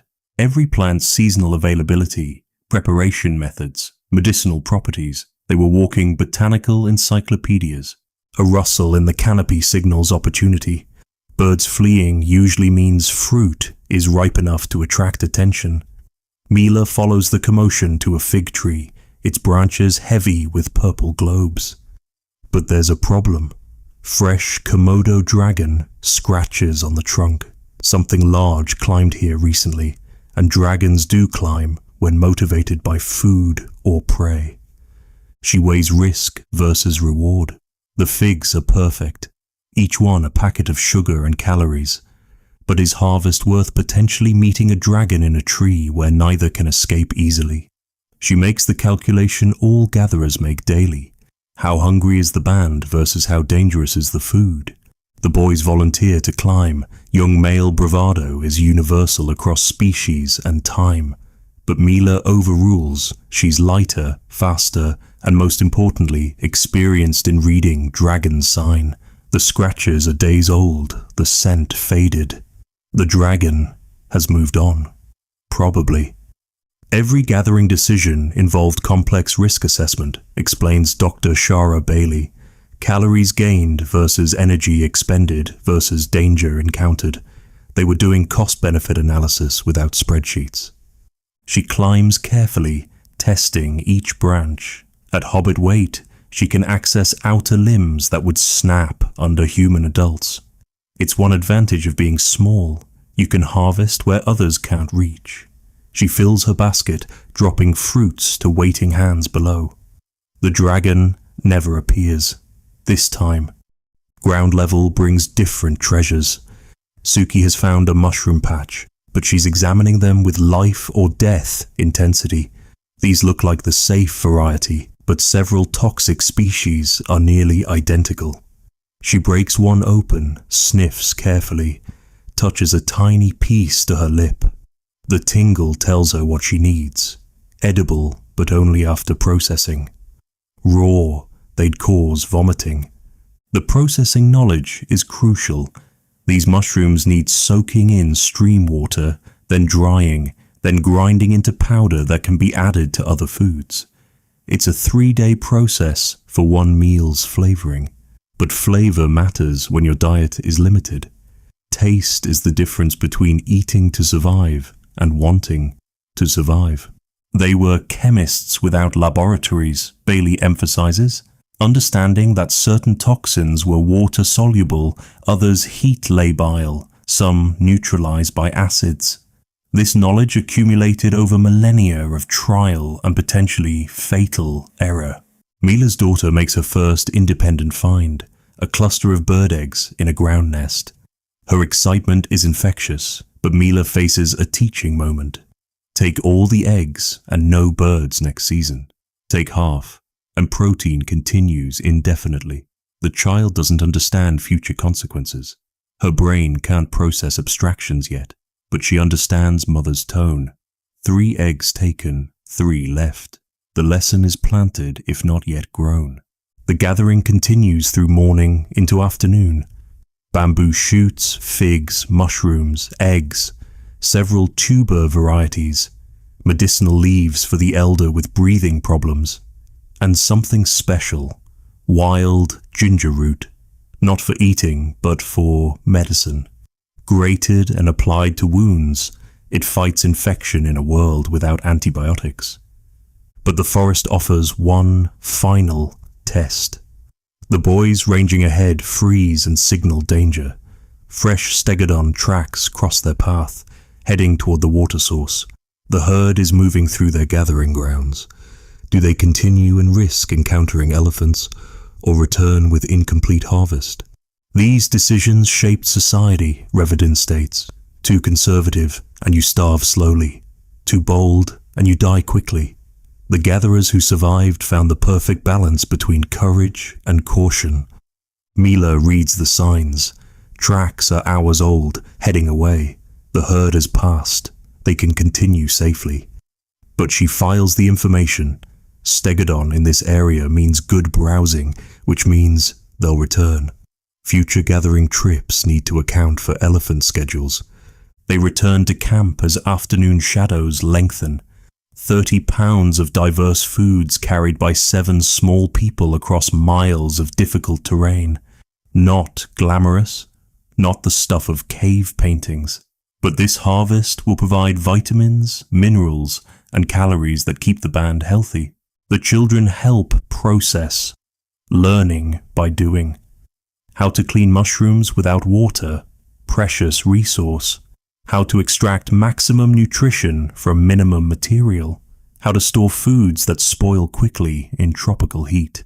Each technique represents generations of accumulated wisdom. Gathering wasn't just food collection, Bailey concludes. It was education, social bonding, territorial monitoring, and resource management combined.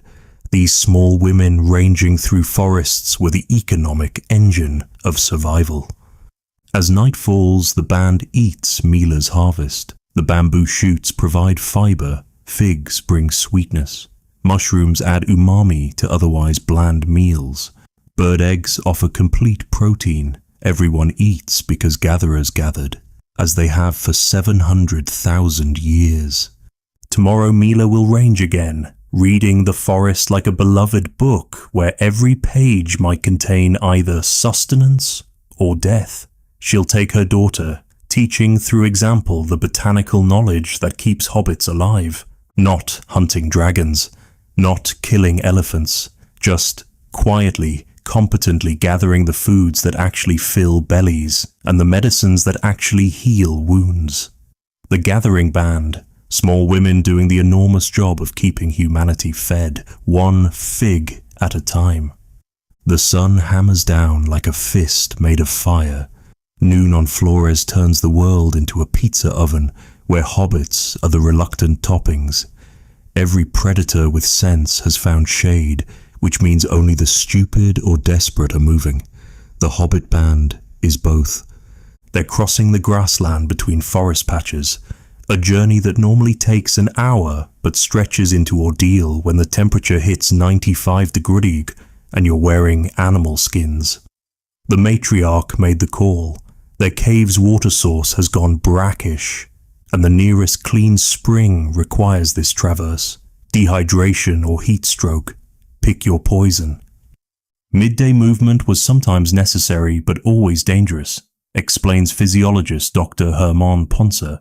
Homo floresiensis had higher surface area to volume ratios than modern humans.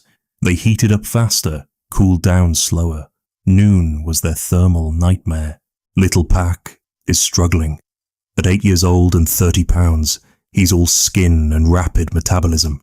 His mother watches him like a hawk, recognizing the signs: stumbling gait, flushed face, breathing that's gone shallow. Heat exhaustion is stalking him as surely as any dragon, but they can't stop here. Open grassland offers no shade, no protection, no hope. The adults form a moving shield, positioning themselves to cast shadows on the children. It's not much. When you're 3.5 feet tall, your shadow is more suggestion than shelter. But every degree matters when small bodies are cooking from inside out. Then Mako spots it. A lone tree, ancient and gnarled, rising from the grassland like nature's mercy. But as they approach, the matriarch raises her hand. Stop, listen, smell. That tree is salvation, but it's also bait. Every creature needing shade knows about that tree. Midday shade was contested territory, notes ecologist Dr. Hanneke Meyer. Predators figured out that prey would risk dangerous locations for thermal relief. These trees became killing grounds. The inspection ritual begins. 2 adults circle wide, checking for dragon sign. Fresh scratches on bark would mean recent occupation. Drag marks in dust would indicate current residence. They find old spore, but nothing recent. The tree might be safe. Might. They approach in formation, adults with spears ready, children in the center, everyone alert despite exhaustion. The shade, when they reach it, feels like diving into cool water. Bodies that were overheating begin to stabilize. But relaxation is deadly. This is when things go wrong. A rustling in the canopy makes everyone freeze. Something's up there, something big. Hands tighten on spears as eyes strain upward, trying to pierce the shadows. Then a giant marabou stork peers down, looking annoyed at having its siesta disturbed. It's easily 6 feet tall, could spear a hobbit child like an hors d'oeuvre, but it's full of carrion and lazy with heat. Today, it chooses discretion. These micro-negotiations happened constantly, Maya explains. Predator and prey sharing space because environmental pressure overrode hunting instincts. Temporary truces dictated by temperature. They rest, but don't relax. Water is distributed in careful rations. There's still an hour from the spring. Pack gets extra, his small body demanding proportionally more hydration. His mother checks his pupils, feels his pulse. He's recovering but won't make another crossing today without consequences. The matriarch faces a decision. Push forward to water and risk losing Park. Rest longer and risk whatever owns this tree returning. Split the group. Every option carries potentially lethal consequences. This is leadership when you're 3 feet tall and every choice could kill someone you love. She chooses compromise. They'll rest another precious 20 minutes, then move fast for the spring. But first, preparation. The adults strip leaves from low branches, weaving crude head coverings. Not fashion, but function. Any barrier between skull and sun helps. Pack gets a double layer and protests he's not a baby. His mother ignores him. Pride is luxury when survival is uncertain. Their adaptations were behavioral rather than biological, Ponce notes. They couldn't evolve better cooling systems in 700,000 years, so they developed cultural solutions, timing, tactics, technology. 20 minutes pass, like seconds, time to move. But the landscape has changed. Heat shimmer makes distance deceptive. What looked like solid ground reveals itself as bog. Seasonal wetland that's mostly mud with a skim of water. They'll have to detour, adding dangerous minutes to sun exposure. The detour brings unexpected benefit. The mud, while treacherous, is cooler than baked earth. Several hobbits accidentally stumble, coating themselves with natural sunscreen. Pack brightens at this sanctioned messmaking. His core temperature drops enough to ease his mother's worry. But mud attracts its own problems.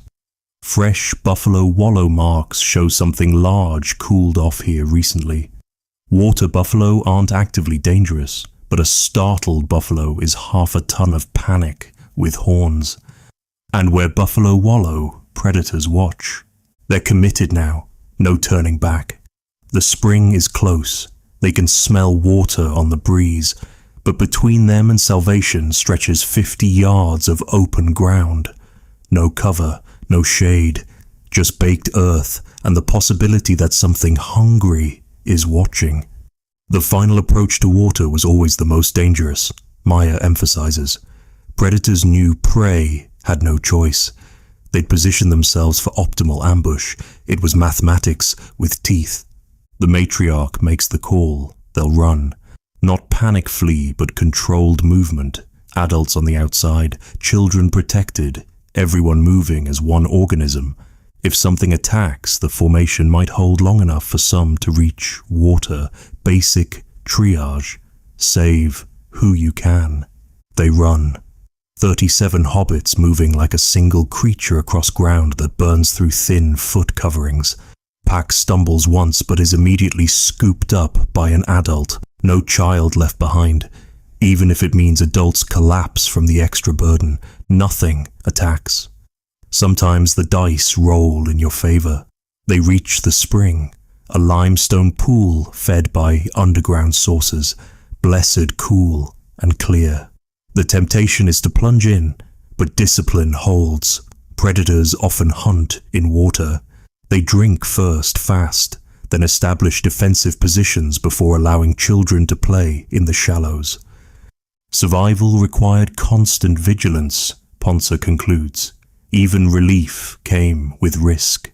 They could never fully relax, never completely safe. Every moment required active survival. Park recovers in the water, his body temperature finally normal. His mother watches him play, knowing they'll have to cross back eventually. But for now, they've beaten the midday sun. Small victory for small people in a world that wants them dead. The spring is theirs for precious hours. They'll rest, rehydrate, prepare for the return journey in late afternoon when shadows offer some protection. But they've learned again what every hobbit knows. Midday in Monsterland is Russian roulette with temperature instead of bullets. Sometimes you win by not playing. Sometimes you have no choice but to pull the trigger and hope the chamber is empty. Today, they lived. Tomorrow, the sun rises again, and the game continues. 3 feet tall in a world where even shade can kill you, but still here, still fighting, still proving that size matters less than stubborn refusal to quit. The monsters own midnight. The sun owns noon. Hobbits survive in the margins, dancing between dangers, finding life in the spaces between death. Young Tico's fingers are bleeding again. The volcanic stone doesn't care that he's only 10 years old, that his hands are smaller than the rocks he's trying to shape. It only knows physics, force, angles, and the unforgiving reality that mistakes in stone are written in blood. His grandfather watches without intervening, not from cruelty, but from necessity. In 2 years, Tico will be old enough to hunt. If he can't make tools by then, he's liability instead of asset. The old man learned this way 40 years ago, bleeding his education into existence one cut at a time. Toolmaking apprenticeship was brutal by modern standards, observes Dr. Dietrich Stout, who studies stone tool cognition. Children started young because the neural pathways needed decades to develop. It was like teaching violin if failing a note could sever your fingers. Tico tries again. The hammerstone feels huge in his child hands, but there are no smaller options. Hobbits may do with what geology provided. He strikes the core at what he thinks is the right angle. The stone shatters wrong, sending sharp fragments everywhere. One catches his cheek, drawing a line of red. He doesn't cry. Crying doesn't make tools. His grandfather finally moves, but not to comfort. Instead, he takes an identical core and demonstrates again. The angle, the force, the way you read stone grain like others read weather. His movements are economical, practiced, perfect. A lifetime of muscle memory in every strike. The flake that results is exactly what he intended. Sharp, symmetrical, useful. Watch his wrist, the old man says through gestures and simple words. Their proto-language can't convey complex instructions, but hands can show what tongues can't tell. Power comes from here, not shoulder. The cognitive load was staggering, Stout explains. They were teaching physics, geology, and engineering to children whose brains were still developing, without writing, without detailed language, just repetition and bloody fingers. Tico watches, absorbs, tries again. This time, the angle is better. The stone doesn't shatter but doesn't flake either. progress measured in smaller failures. His pile of broken attempts grows, each mistake a lesson. His hands are learning even if his mind doesn't understand yet. Around them, the cave's tool-making area buzzes with activity. Other children practice with cheaper stone, while adults work precious materials. The hierarchy is clear. Masters get the best volcanic glass. Journeymen work standard tough. Apprentices make do with whatever won't be missed, if destroyed. A girl named Siri, 2 years older and already competent, works beside Tico. Her movements show she's crossed the threshold from conscious effort to muscle memory. She's not thinking about each strike anymore. Her hands know what her brain trained them to do. She produces 3 usable flakes, while Tico is still fighting his first success. The gender equality in toolmaking was remarkable, notes Dr. Shara Bailey. Both sexes learned because survival didn't care about chromosomes. A woman who couldn't make tools was as dead as a man who couldn't. Tico's grandfather adjusts his grip, not roughly, but firmly. Small corrections that will compound over years into expertise. The angle of his thumb, the way his palm cups the stone, details that separate tools from rubble. Each adjustment costs the old man energy he doesn't have to spare, but knowledge dies if not transmitted. Finally, success. A flake drops away clean and sharp. Not perfect, one edge is irregular, the thickness varies, but usable. Tico stares at it like he's created life itself. In a way, he has. This piece of stone, shaped by his will and skill, might one day save his life, or someone else's. First successful flake was a rite of passage, Bailey observes. Modern parents celebrate first words or steps. Hobbit parents celebrated first tools. It marked transition from consumer to contributor. But making one flake doesn't make you a tool maker. Now comes the harder lesson. Consistency. Can he repeat the success? Understanding lives in repetition, not single victories. His grandfather sets out 5 more cores. The message is clear. Do it again and again, until your hands don't need your brain's permission. The afternoon wears on. Tico's pile of successes grows slowly beside his mountain of failures. Each good flake is examined, critiqued, compared. Too thick here, wrong angle there, sharp enough but fragile. The standards are exacting because the stakes are life-defining. A bad tool at the wrong moment means death. Siri offers quiet encouragement, showing him how she holds difficult stones. The Apprentice network is strong. Today's students become tomorrow's teachers. Everyone remembers bleeding fingers and impossible stones. Everyone wants the next generation to succeed because group survival depends on it. The social learning was as important as technical skill, Stout emphasizes. They were building communities of practice, shared knowledge networks that preserved and transmitted information across generations. As light fades, Tico's grandfather performs the day's final lesson. He takes Tico's best flake, the one the boy is proudest of, and demonstrates hafting, how plant fibers wrap the base, how tree resin secures the binding, how a simple flake becomes a functional knife. The transformation amazes Tico. His creation has become something greater. But the lesson isn't over. The grandfather then uses the knife to process meat from the morning hunt. He shows how different angles work for different cuts, how the edge wears with use, how to feel when sharpness fades. Tool making doesn't end with production.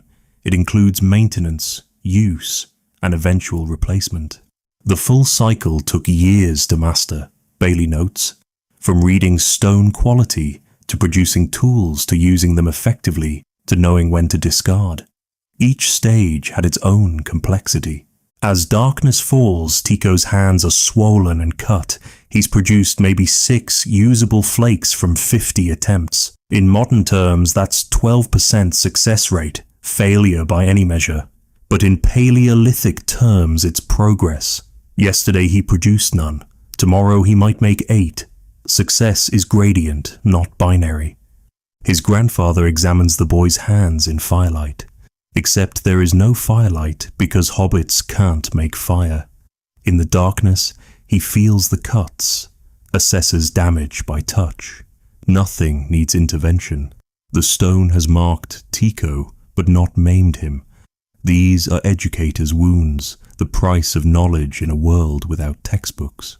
Every master toolmaker bore scars, Stout concludes. Their hands were libraries of mistakes survived. You could read someone's expertise level by their accumulated damage. Tico falls asleep, still feeling the weight of hammerstone in his palm. His dreams feature flying flakes and perfect strikes. His hands twitch, practicing motions his conscious mind is still learning. Tomorrow will bring more stones, more blood, more failures, but also more success. Because in a world where you're 3 feet tall and everything wants to eat you, the ability to turn rocks into razors isn't just skill, it's salvation. And Tico is learning, one bloody finger at a time, how to save himself and others. The apprentice becomes the master through decades of deliberate practice. The master ensures survival by creating new apprentices. The cycle continues, written in stone and scarred flesh, keeping hobbits alive one flake at a time. His grandfather watches him sleep, remembering his own bloodied childhood, his own impossible stones, knowing that someday Tico will watch his own grandchild bleed knowledge into existence. The tools change hands, but the teaching endures. Stone Age education at its most fundamental. Learn or die. Bleed today to live tomorrow. Make tools or become food. No participation trophies in the Paleolithic. Just scarred hands and the skills to survive another day. The birds know first. Every species on Flores suddenly takes wing. Parrots, cockatoos, even the giant marabou storks that usually move only for meals. The sky fills with fleeing feathers, while 37 hobbits stand confused in their cave, wondering why breakfast has turned into an aerial exodus. Then comes the sound. Not thunder. Thunder has rhythm. This is the mountain clearing its throat, a bass note so low it bypasses ears and goes straight to bones. Flores' volcanic spine is waking up, and everything living understands except the hobbits who are about to get their harsh education. Living on an active volcanic island meant constant negotiation with geology, explains volcanologist Dr. Ralph Gerteser. Flores sits on the ring of fire for Homo floresiensis. Eruptions weren't disasters, they were weather. Deadly weather that reshaped their world every few generations. The matriarch feels it through her feet first. The limestone floor develops a subtle vibration like a cat purring with planetary lungs. She's 40 years old, ancient by Hobbit standards, and her grandmother told stories of the last big shake. But stories don't prepare you for the real thing. Nothing does. The first real tremor drops everyone to hands and knees, not from falling, but from instinct. Lower center of gravity means harder to topple. The cave that has sheltered them for generations suddenly feels like a mouth preparing to chew. Stalactites that took millennia to form crack and fall like stone rain. Earthquake. Someone manages to click whistle, though the word is redundant. When the earth itself moves, vocabulary becomes optional. What matters is the next decision. Stay in a cave that might collapse or flee outside where volcanic bombs might fall. Neither option comes with guarantees. Their decision trees were impossibly complex, Gerteser notes. No seismographs to measure intensity, no news reports warning of eruption, just instinct and ancestral memory guiding life or death choices. A child screams as a chunk of ceiling narrowly misses her. That decides it. The matriarch shouts the evacuation order, sharp clicks that cut through panic. They've drilled this before, passing down procedures through generations. Grab tools first, irreplaceable, then food if time allows, then run, always. They pour from the cave like water from a burst dam. Outside, the world has gone mad. Trees sway without wind. The ground rolls in waves that shouldn't exist in solid matter. In the distance, the mountain wears a new hat, a black column of ash rising toward the stratosphere. But outside brings new terrors. The dragon that usually sunbathes on the rocks is gone. Even Komodo dragons know when to relocate, but the ground cracks reveal fresh dangers. Steam vents open like earth acne, hissing superheated vapor that could cook hobbit flesh in seconds. One appears right where children were playing yesterday. Volcanic islands constantly reshape themselves, explains geologist Dr. Paul Goldberg. New vents, altered drainage, reformed landscapes. Each eruption rewrote the map. Homo floresiensis had to learn new geography after every major event. The ash cloud spreads like a grey umbrella opening over paradise. First comes the smell, sulfur and hell having a chemistry experiment. Then the temperature drops as ash blocks sunlight. Finally, the fallout begins. Not snow, but powder that burns eyes, clogs lungs and turns the world into a grey-scale nightmare. The hobbits understand they need shelter, but not the cave. Temporary structures, away from cliffs that might collapse, away from vents that might open. They work with desperate efficiency, using broad leaves as umbrellas, creating lean-tos that might survive both ashfall and aftershocks. Their engineering response was remarkable, Goldberg notes. No permanent structures because the Earth wasn't permanent. Everything designed to be temporary, movable, replaceable. Architecture for an unstable world. Day turns to twilight as ash thickens. Breathing becomes labor. The hobbits tie leaves across faces. Primitive masks that barely help. Children cough constantly. Elders wheeze with each breath. The volcanic particles are microscopic knives slicing lung tissue with every inhalation. Water becomes critical and scarce. Ash contaminates every open source, turning streams into grey sludge. The springs they rely on clog with debris. Even if they could reach water, drinking ash-laden liquid would be suicide by geology. They're forced to catch rain when it comes, hoping volcanic gases haven't poisoned that too. 3 days pass in grey purgatory. The earth still trembles occasionally. Aftershocks like the planet hiccuping. Each one drops everyone flat again, hearts racing, waiting to see if this tremor becomes the killing quake. Sleep is impossible when your bed might open and swallow you. The psychological impact was crushing, observes Dr. Chris Clarkson. Imagine 3-year-olds experiencing their stable world literally shaking apart. The trauma shaped entire generations. PTSD isn't modern. It's as old as consciousness. Food becomes the next crisis. Can't hunt when prey has fled. Can't gather when plants are buried under ash. Can't fish when streams run grey with volcanic mud. The hobbits resort to emergency rations, dried meat they hoped never to need, roots that taste like survival rather than food. But Flores provides unexpected mercy. On day 4, rain comes. Not gentle drops, but tropical deluge that washes ash from leaves, clears stream beds, provides fresh water. The hobbits emerge from shelters like survivors of an apocalypse, which they are.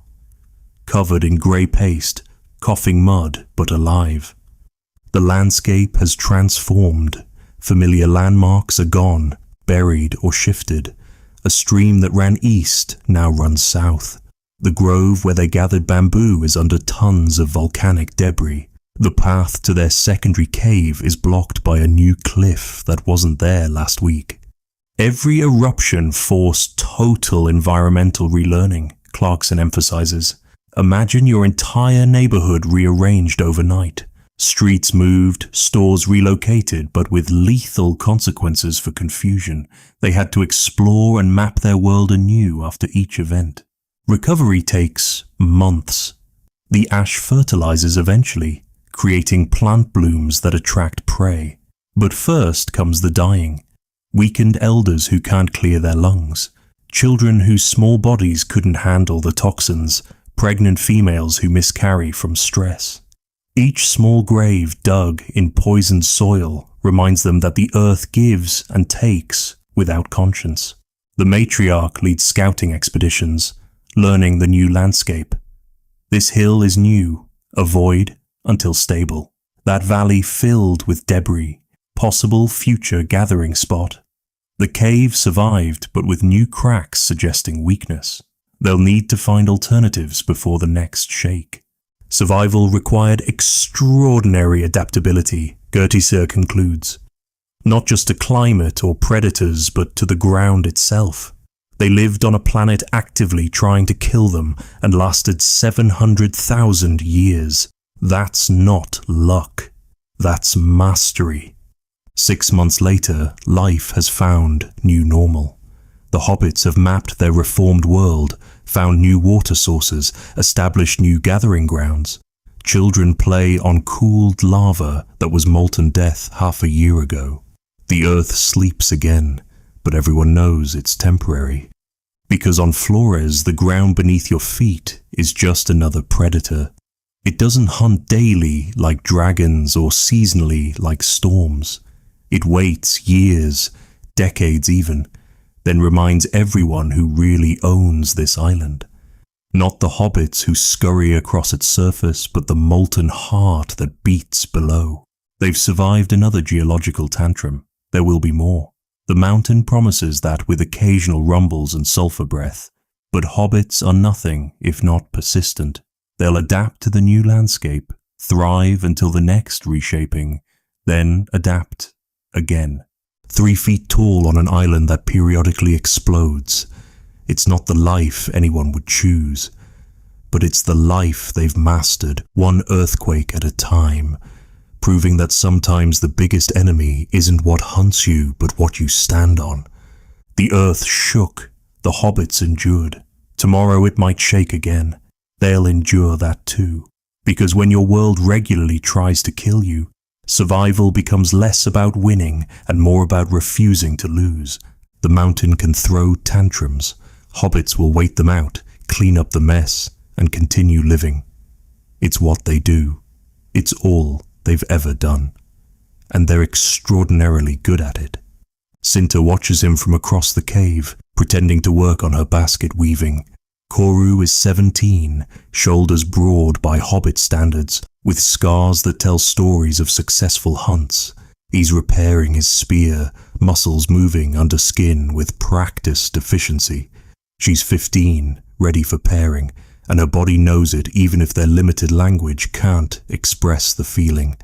The matchmaking begins subtly. Her grandmother, ancient at 38, notices the looking and starts engineering accidents. Cinta needs help carrying water. Send Koru. Koru's spear binding needs plant fibers. Have Cinta gather them. The old woman remembers her own pairing, arranged by elders who understood that love in the Paleolithic meant survival partnerships, not romance novels. Mating among Homo floresiensis was pragmatic but not loveless, explains anthropologist Dr. Helen Fisher. Small populations meant every pairing had genetic consequences, but within those constraints, affection, attraction, and bonding flourished. The band has 4 unmated females and 6 unmated males, good odds by Hobbit standards. But genetics complicate things. Cinta and 2 males are siblings. Another male is her first cousin. The realistic mate pool shrinks to 3. And one of those is Maku, whose lazy habits make him unattractive despite no blood relation. That leaves Koru and Tilu. Tilu is older, an experienced hunter, a safe choice. But Cinta's eyes follow Koru. He moves differently than others. Fluid where they're choppy, thoughtful where they're reactive. When he killed his first giant rat at 13, he thanked it before butchering. That moment of grace marked him in her mind. Mate selection wasn't casual, Fisher notes. With high infant mortality and short lifespans, choosing correctly meant your genes survived. Choose wrong, and your lineage ended. Evolution made them excellent judges of character. The courtship ritual begins with gifts. Koru leaves a perfect flake tool where Cinta will find it. Not just any tool, one made from rare obsidian traded from 3 valleys away. Hours of work for something she could make herself, but that's not the point. The point is effort invested, skill demonstrated, resources spent on someone deemed worthy. She reciprocates with food. Not openly, that would be too forward. But when serving the communal meal, Koru's portion contains the choicest bits, the liver that's easiest to chew, the marrow from the largest bone, messages delivered in calories received in gratitude. The cave watches with interest. Small populations meant everyone's business was everyone's business. The children giggle when Cinta and Koru accidentally touch hands reaching for the same stone. Elders nod approval. This pairing makes genetic sense. Even Tilu seems relieved, his eyes already turning toward a female from the band 2 valleys over. Privacy didn't exist, explains Dr. Shara Bailey. Courtship happened in full view of parents, siblings, grandparents. Every interaction was public. It created accountability, no false promises when everyone's watching. Physical attraction plays its role despite limited options. Koru stands 4 feet tall, towering by Hobbit standards. His proportions suggest strength without bulk. Cinta appreciates the way he moves, economical and purposeful. She's noticed his hygiene habits too. Daily washing when water allows, teeth cleaned with fibrous sticks. In a world without deodorant, these things matter. But attraction goes beyond physical. She's watched him with children, patient when teaching, gentle when correcting, seen him share meat with the elderly without being asked. Noticed how he checks cave security without prompting. These behaviors signal good mate, good father, good partner for survival's long haul. The formal proposal comes at full moon, not because of romance. Full moons mean maximum visibility for nighttime activities. Koru approaches Cinta's family area with gifts. A hafted knife for her father, bone needles for her mother, and for Cinta herself, a necklace of river shells. Each shell perfectly matched, holes drilled with obsessive precision. Gift-giving demonstrated multiple qualities, Bailey notes. Resource access, skill level, future planning ability. That shell necklace said, I can provide, I can create, I think ahead. Evolution's way of checking credit scores. Her father examines the knife, testing sharpness, balance, hafting security. Her mother inspects the needles for straightness and strength. They're not just accepting gifts, they're evaluating their daughter's potential partner through his craftsmanship. The items pass inspection. But Cinta has agency too. She could refuse, though social pressure makes that difficult. Instead, she accepts with her own gift, a water container made from a giant gourd, sealed with tree resin, decorated with ochre patterns, practical but beautiful, showing her skills complement his. The pairing ceremony is simple by necessity. No elaborate rituals in a world where survival consumes most energy. The band gathers at sunset. Elders speak, not words their simple language can't support, but gestures and sounds conveying approval, advice, warnings. Koru and Cinta share food, feeding each other to symbolize mutual support. They're now paired. Marriage was economic partnership first, emotional bond second, Fisher explains, but the order didn't prevent deep attachment. Survival partnerships often became profound love through shared struggles. Their first night together happens in full view of the band. Privacy is impossible when 37 people share a cave.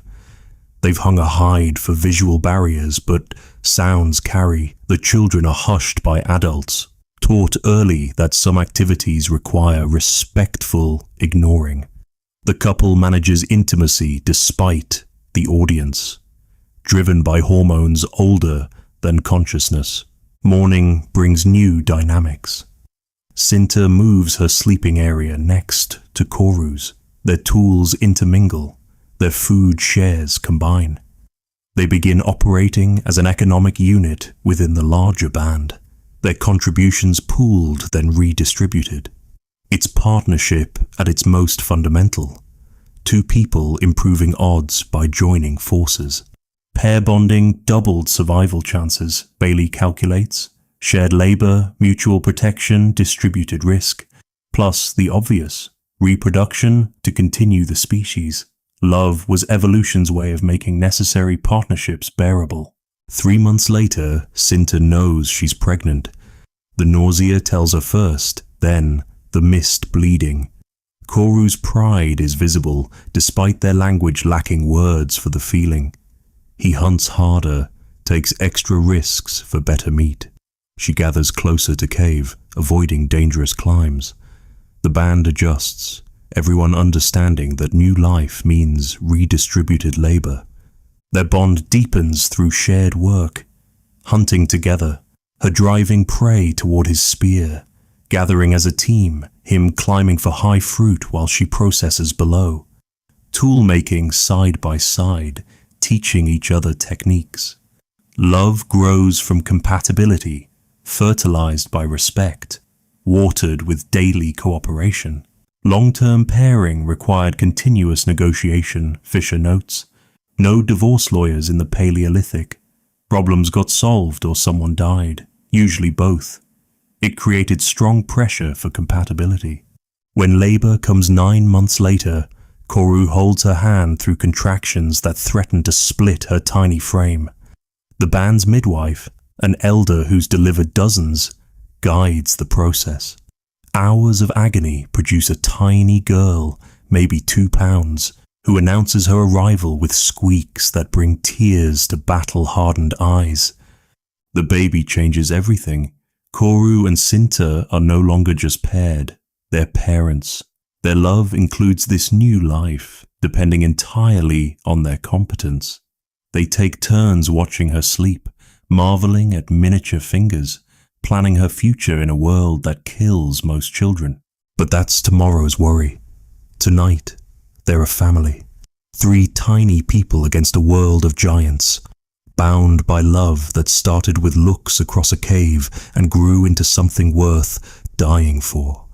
The baby feeds, ignorant of dragons and earthquakes, knowing only that warmth and milk exist when she cries. Love among Homo floresiensis wasn't luxury, Fisher concludes. It was survival strategy that happened to include affection. They proved that 3 feet tall, with chimp-sized brains, could still form bonds that conquered worlds. Cinta watches Koru watching their daughter, seeing in his scarred face the same wonder she feels. They don't have words for love, but they have something better. Lives intertwined so completely that separation would mean death for all 3. Love measured not in poetry, but in shared calories, mutual protection, and the miracle of their daughter breathing between them. Tomorrow will bring dragons and hunger and the endless struggle of being small in a large world.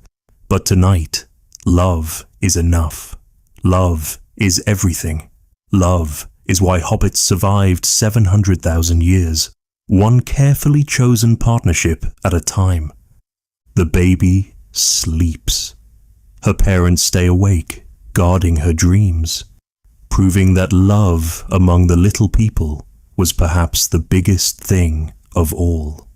The meeting has no agenda because their language has no word for agenda. It starts as all important hobbit gatherings do, with everyone simultaneously talking, clicking, and gesturing until the cacophony reaches critical mass and naturally subsides into something resembling order. The issue is life or death. Their cave's water source has turned brackish. The backup spring shows fresh dragon tracks, and the rainy season ends in 2 weeks.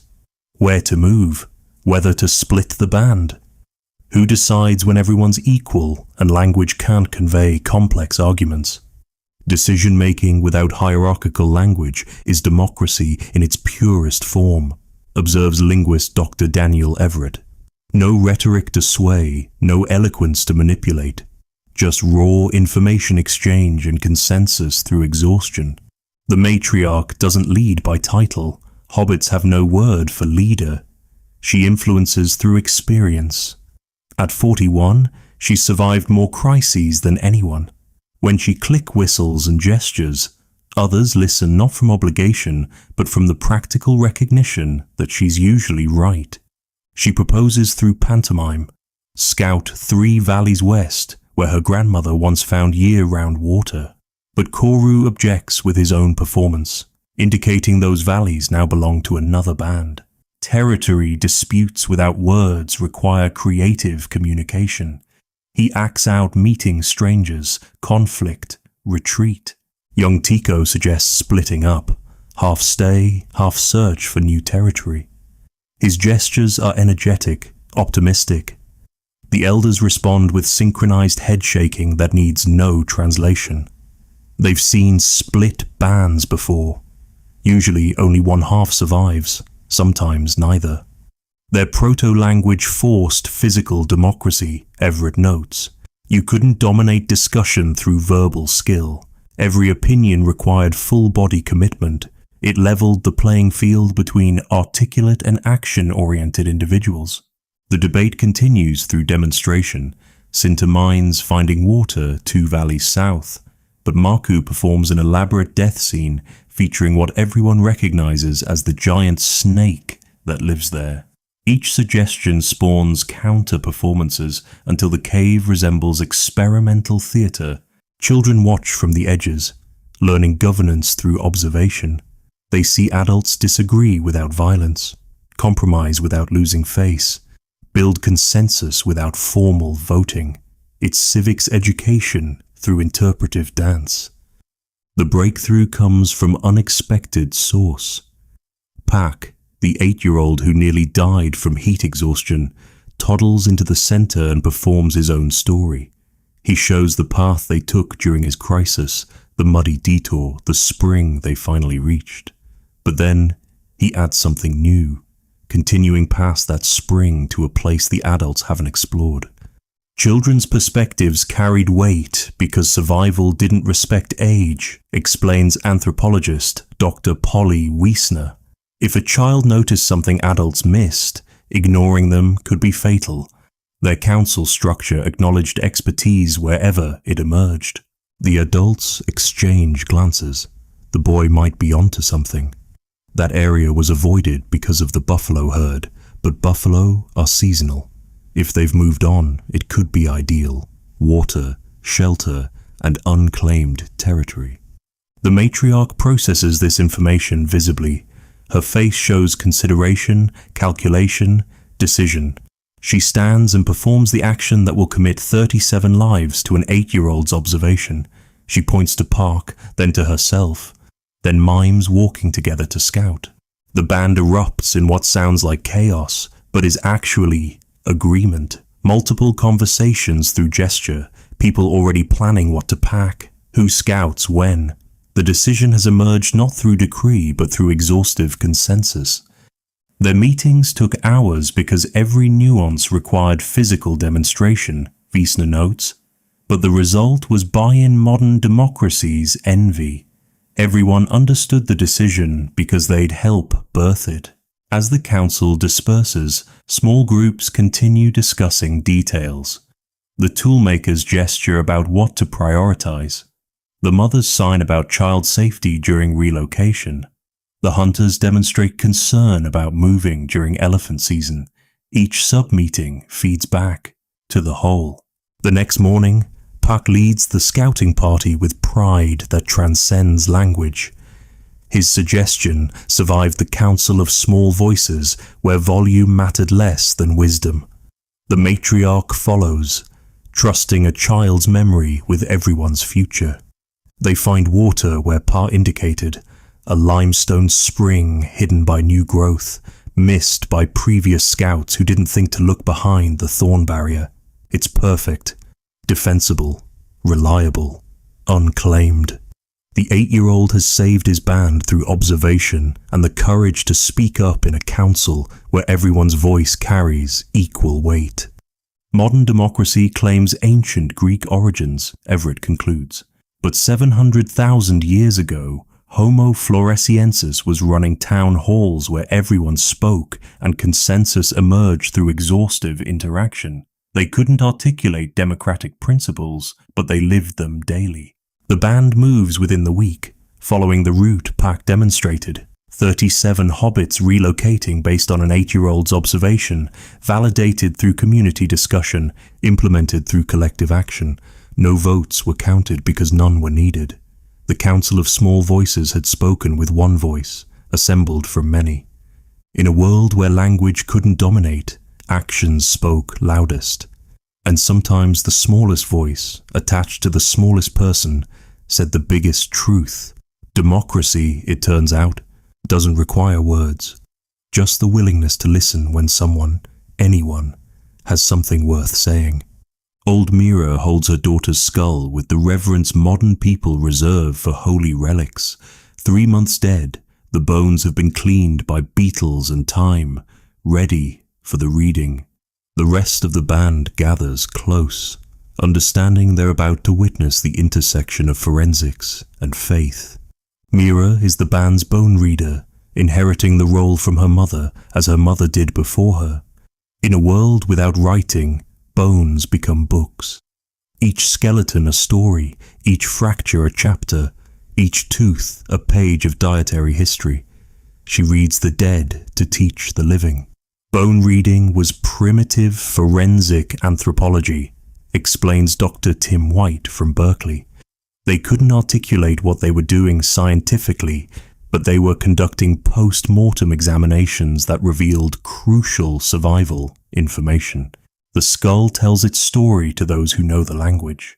That discoloration near the temporal bone, infection that probably caused the killing headaches in her final days. The worn spot on the jaw, years of processing plant fibers suggesting she'd found a reliable source worth recording. The cavity in the third molar, she'd been eating something new, sweeter than their usual diet. Mira gestures to her apprentice, her 13-year-old niece who will someday inherit this grim but vital responsibility. Together they examine the postcranial bones, laid out in anatomical position. The right femur shows healed breaks from a childhood fall. The left shoulder bears arthritis from repetitive motion. Each mark maps a life lived hard but not harder than usual. They were building epidemiological databases without knowing it, white notes, tracking disease patterns, injury frequencies, dietary changes, information that helped future generations avoid similar fates. The most important discovery comes from the ribs, tiny marks, almost invisible, circling several bones. Mira has seen these before. Her grandmother showed her similar marks on ancient bones, explaining they meant lung sickness that spread through breath. The woman had been isolated in her final days, but perhaps not soon enough. The bone reader performs a pantomime warning, showing coughing, pointing to the marks, then gesturing separation from the group. Everyone understands. If others develop breathing problems, they'll know to isolate quickly. One death-teaching prevention of many. But bone reading goes beyond medicine. Mira arranges the skeleton in sleeping position, then places beside it the woman's tools, worn smooth from use. She's creating a teaching display that will last until the bones themselves need burial. Children will study this arrangement, learning tool grips from wear patterns, understanding work postures from joint stress. Every skeleton became a university, observes Dr. Clark Spencer Larson. They preserved teaching specimens that transmitted technical knowledge across generations. Bones showing proper tool use were as valuable as the tools themselves. The ritual deepens as Mira produces older bones, ancestral remains kept for exactly this purpose. She arranges them chronologically, creating a timeline of adaptation. Here, a skull from 20 years ago, showing the dental wear from pre-drought diet. There, arm bones from the generation that survived the Great Earthquake, hypertrophied from rebuilding. Each skeleton contributes its verse to an epic poem of survival. The child who died from eating the wrong mushroom, his bones still teaching plant identification through tragedy. The elder who lived longest, her skeleton revealing the postural adaptations that prevented common injuries. The pregnant woman whose pelvis showed why certain positions aided delivery. They created anatomical libraries, Larson explains. Each bone collection represented accumulated medical knowledge. Destroying these would be like burning textbooks in a world without publishing. The apprentice practices her own readings, guided by Mira's experienced hands. Feel how this bone is lighter, calcium loss from poor diet. See this healed fracture. It's set wrong, teaching us better splinting techniques. Notice these tooth scratches. She was left-handed, holding things in her mouth while working. Every detail matters when bones are your only books. As night approaches, Mira performs the final ceremony. She'll keep the skull for teaching, but bury the remaining bones with honor.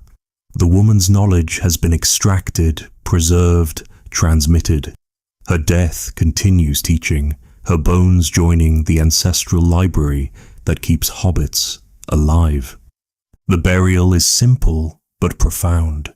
Bones arranged in fetal position, returning to earth as they emerged from womb. Ochre sprinkled to mark the spot, not for spiritual reasons their simple minds might not grasp, but for practical marking. This grave contains a teacher. Disturb it only for desperate learning. Bone reading represented the birth of medical education, White concludes. They turned death into curriculum, tragedy into teaching moments. Every skeleton was simultaneously patient and professor.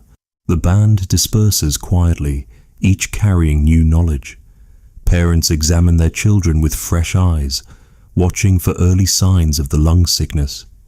Tool users adjust their grips to avoid the arthritis patterns they saw.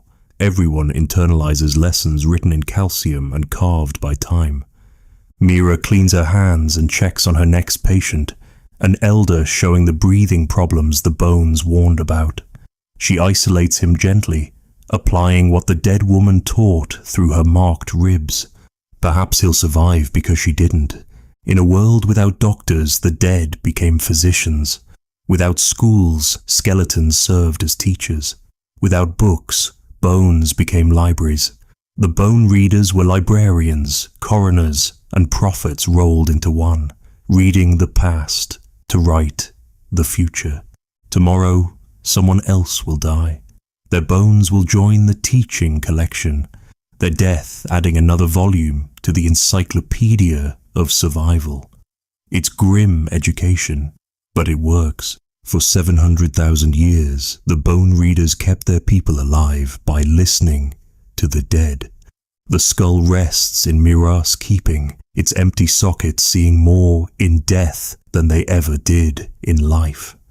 Through the bone reader's interpretation, the woman speaks across the grave, her final words written in calcium. Learn from my ending, live past my limits, let my bones be your books.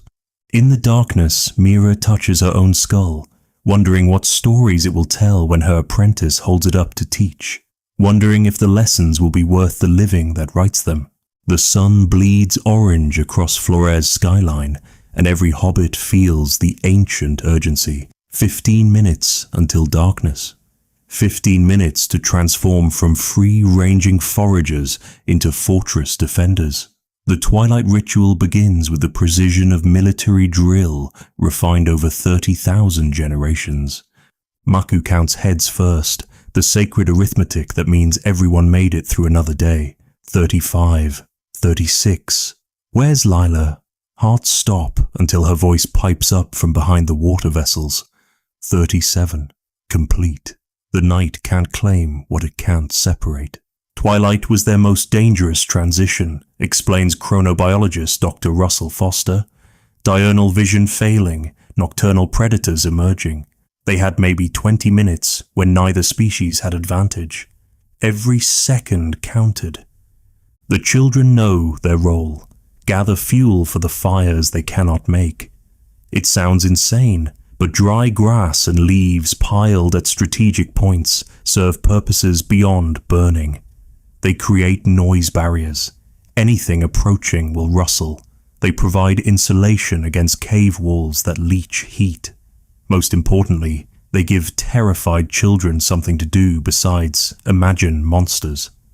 Water vessels move inside the perimeter. No one drinks after dark because no one travels to refill. Each container is checked, covered with leaves against contamination. The placement matters, accessible but not where panicked movement might spill precious liquid. Details that seem obsessive until you realize mistakes mean death. Their spatial organization was extraordinary, Foster notes. Every item had a twilight position. Tools within reach but not underfoot. Food elevated against scavengers. Everything accessible by touch because darkness would be absolute. The latrine situation requires delicate handling. They've dug channels leading outside, but those become vulnerability points. Young Tico and his brother work quickly to place thorn barriers across the openings, enough deterrent to slow small intruders, not enough to prevent desperate bathroom trips. It's engineering balanced on the edge of dignity and survival. Food disappears into sealed containers, not refrigeration. They have no concept of cold storage, but covered pots and wrapped bundles that might confuse scavenger noses for precious hours. The giant rats are clever, but every barrier buys time to react. In the arithmetic of darkness, seconds save lives. The tool check begins. Each adult examines their weapons by failing light. Spear points secure, cutting edges accessible. The muscle memory of finding your blade in pitch black might be the only thing between you and whatever finds you first. They arrange tools in personal patterns, each hobbit's unique system for blind navigation. Modern humans underestimate haptic memory, explains neuroscientist Dr. Erin Hecht. They navigated by touch with precision we reserve for reading Braille. Every tool placement was a letter in a tactile alphabet of survival. Cinta nurses her baby one last time in visible light, knowing night feedings will be touch-guided affairs. She positions moss for quick diaper changes, arranges her sleeping space to maximize protection. The baby doesn't understand that darkness brings death, but she absorbs her mother's tension through quickened heartbeat and tightened embraces. The defenders take position. Not everyone sleeps. That luxury belongs to species with fire. The strongest adults arrange themselves between the vulnerable and the cave entrance. They'll doze in shifts, but someone always watches, always listens, always stands between the band and the darkness that wants in. Grandfather Echo performs his nightly territory marking. Too old to fight, he contributes through chemistry, urinating at strategic points around the cave entrance, creating a scent barrier that announces occupied territory to creatures that read smell like newspapers. It's unglamorous but effective. Many predators prefer undefended meals. Scent marking wasn't just animal behavior, notes zoologist Dr. Craig Stanford. Humans retain territorial marking instincts. Homo floresiensis weaponized them. Their urine contained pheromones announcing group size, health status, defensive readiness. The children receive final instructions through gesture and touch. If you wake, don't move. If you must move, feel for the guide rope. If something enters, freeze. Movement attracts predators. If adults fight, stay down. Simple rules that mean the difference between orphans and families. As last light fades, the matriarch performs the ritual that replaces what fire-using humans would do with flame. She takes aromatic leaves, citrus and basil, crushing them to release oils. not for mystical protection but practical repellent. Insects carry disease, and without smoke to deter them, chemistry must suffice. The final moments before full dark are storytelling time, not elaborate narratives. Their language can't support complex plots, but rhythmic vocalizations that serve multiple purposes. They mask individual breathing that might attract predators. They maintain group cohesion through audio contact. Most importantly, they remind everyone they're not alone. Twilight Rituals were psychological warfare against fear. Foster explains, they couldn't eliminate darkness, so they ritualized the transition, made it predictable, controllable. Fear of the unknown became fear of the known, which is manageable. Full darkness arrives like a curtain dropping. The cave that felt spacious in daylight shrinks to the size of their combined body heat. 37 people become one organism with dozens of eyes that see nothing, hundreds of ears that hear everything, and one goal: survive until dawn. The Twilight Ritual is complete. They've done everything possible to prepare for 12 hours of vulnerability. No fire to warm them, no light to reveal threats. Just darkness pressing in and the knowledge that they've survived this transition 700,000 times before. Somewhere in the black, a dragon moves, a giant rat scratches, an owl calls with a voice like death. But inside the cave, 37 hearts beat in rhythm, following the Twilight Ritual that transforms prey into survivors, one terrifying night at a time. The baby whimpers once, quickly soothed. Even she understands. Twilight is over. Darkness owns the world, and silence is the only shield they have. The ritual works because it must, because without it, hobbits would be memories instead of miracle survivors who proved that preparation can replace power, that small people with big plans can outlast the dark. Night falls. The hobbits endure. Tomorrow's twilight will demand the same ritual, the same precision, the same desperate hope that darkness takes only what light fails to protect. Garu's eyes burn from staring into nothing. 6 hours into his watch, the darkness has weight, texture, almost taste. He's 23, the band's best night guardian, blessed with hearing that catches dragon breath at 50 paces, and cursed with imagination that turns every sound into approaching death. He sits at the cave mouth, back pressed against limestone, spear across his knees. Not for fighting. You can't fight what you can't see. The spear is psychological comfort and last resort suicide prevention. Better to die on your own terms than be dragged into darkness screaming. Night, watching without fire, was sensory deprivation torture, explains sleep researcher Dr. Matthew Walker. They couldn't use vision, their primary sense. Everything depended on acoustic processing and spatial memory. It was like being a submarine operator before sonar. A scratching sound from the left. Garu's head swivels, ears triangulating. Too rhythmic for random noise. Too light for dragon claws. Probably a monitor lizard investigating the latrine channels. Probably.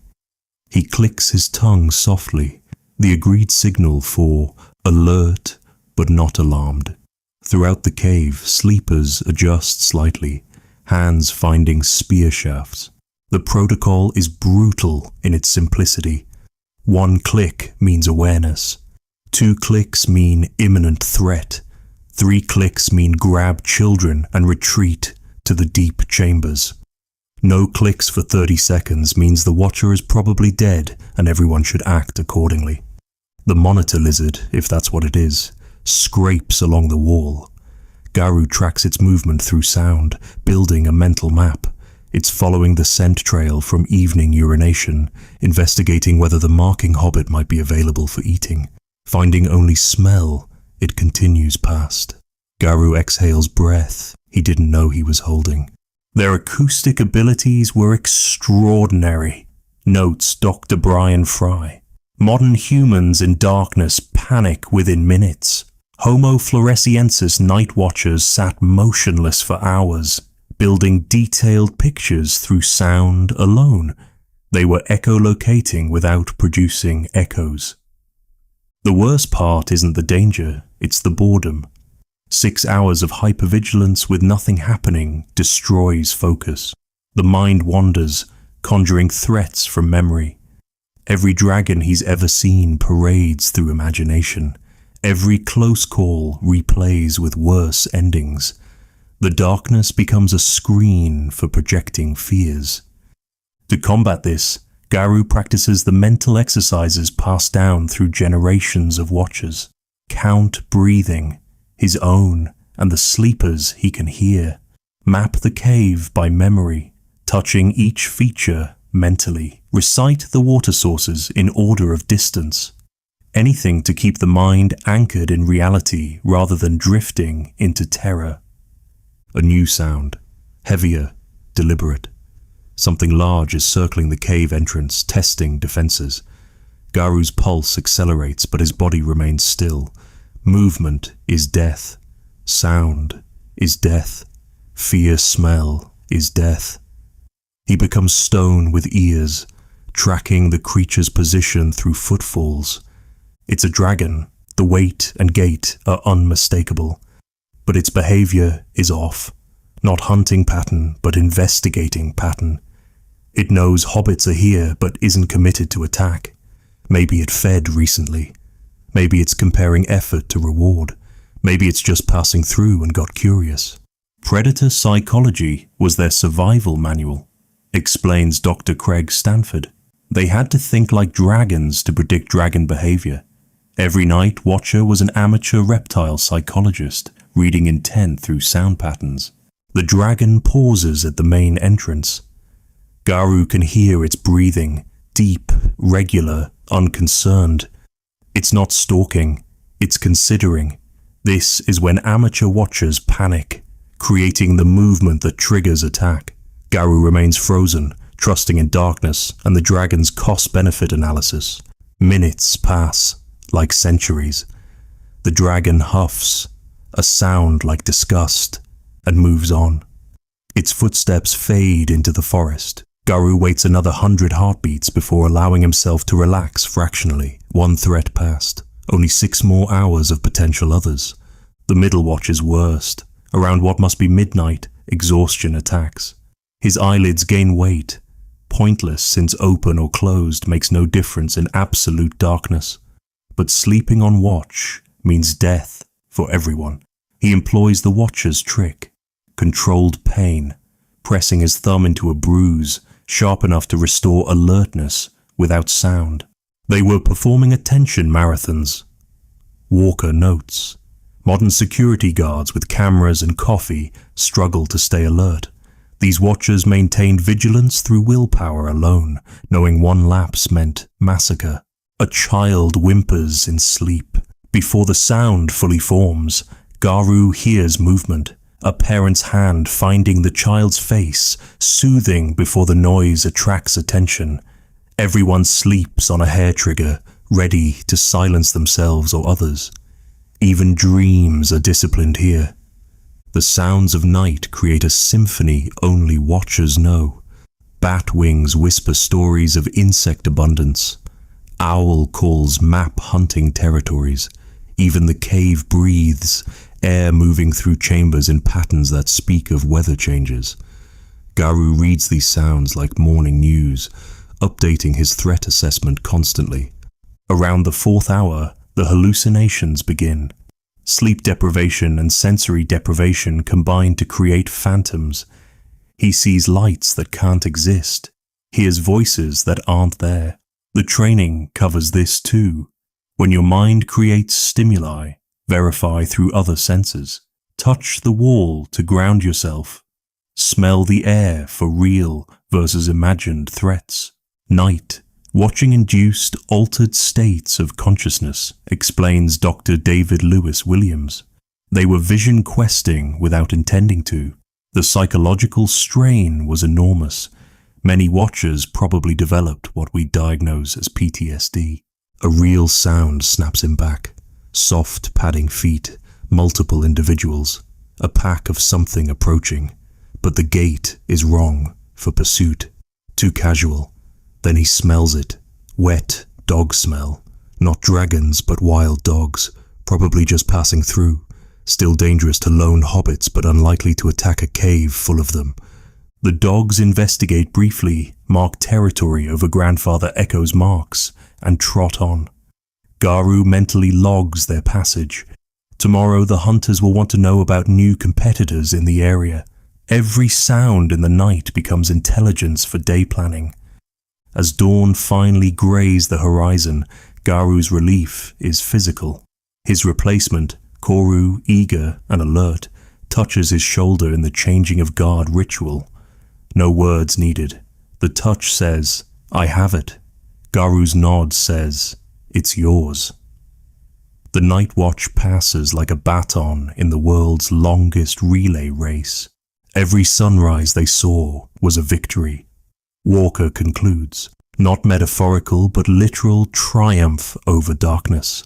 Night watchers were the thin line between sleeping families and stalking death. Garu stumbles to his sleeping spot, exhausted beyond words. But before unconsciousness claims him, he performs one last ritual. His hand finds his daughter's head, confirming she survived another night. She stirs slightly, unconsciously pressing into his protection. Tomorrow night, someone else will take the watch. But inevitably, his turn will come again. 6 hours of staring into the abyss, listening for death, staying awake so others can sleep. It's thankless, terrifying, essential work. The night watchers curse, too tired to dream of the darkness they guard against, too practiced to forget it exists. But also the night watchers' pride, another dawn, another survival, another small victory against the dark. 37 hobbits alive because one stayed awake. Not a bad night's work for someone 3 feet tall in a world where darkness has teeth. Little Kayla thrashes in her sleep, tiny fists clenching against invisible threats. Her mother's hand finds her instantly, not to wake, but to soothe. In a world where night terrors can attract real terrors, even dreams must be managed. The trick is calming without fully waking, peace without sound. Around them, 36 other hobbits navigate their own nocturnal journeys. Some chase dream prey across impossible landscapes. Others flee nightmares with too many teeth. All sleep like coiled springs, ready to snap from unconscious to combat in heartbeats. This is sleep in the dragon's den, where rest and vigilance dance together. Hobbit sleep patterns would be diagnosed as disorders today, explains sleep scientist Dr. Jerome Siegel. Hypervigilance, frequent micro-awakenings, synchronized group arousal. They never achieved deep sleep as we know it. Couldn't afford to. The cave's sleeping arrangement follows strict protocols. Vulnerable individuals, children, elderly, pregnant females, cluster in the center. Strong adults form a living wall around them. The best fighters sleep nearest the entrance, half their brains always listening. It's fortress formation using bodies as battlements. Kala's nightmare intensifies. Her breathing quickens toward the whimper that could doom them all. Her mother employs the ancient technique, rhythmic chest pressure mimicking heartbeat, the universal mammalian comfort. Combined with gentle hair stroking, it shifts Kala's dreams without breaking sleep's surface. But some dreams help more than hurt. Grandfather Echo twitches through what observers recognize as his successful hunt dream. His legs move in tiny running motions, hands clutching imaginary spears. At 73, he hunts better asleep than most do awake. These rehearsal dreams might be why he survived so long. Dreams served evolutionary functions, notes neuroscientist Dr. Antti Revonsuo. Threat simulation, skill rehearsal, social bonding scenarios. Their dreams were training programs running during downtime. Sleep was education, not just restoration. The pregnant female Dira moans softly through what must be birth dreams. Her hands cradle her swollen belly, brain preparing for labor through nocturnal simulation. Other mothers have reported dreaming their births repeatedly before the event, each dream teaching positioning, breathing, pushing techniques their conscious minds might miss. Not all sleep is equal. The watchers have trained themselves into a state between sleep and wake, conscious enough to monitor, unconscious enough to rest. It's a skill taking years to develop, often passed from parent to child. Young Garu learned from his father, who learned from his mother, back through generations of semi-sleeping guardians. The cave itself influences dreams. Acoustic properties create sound pools where breathing synchronizes unconsciously.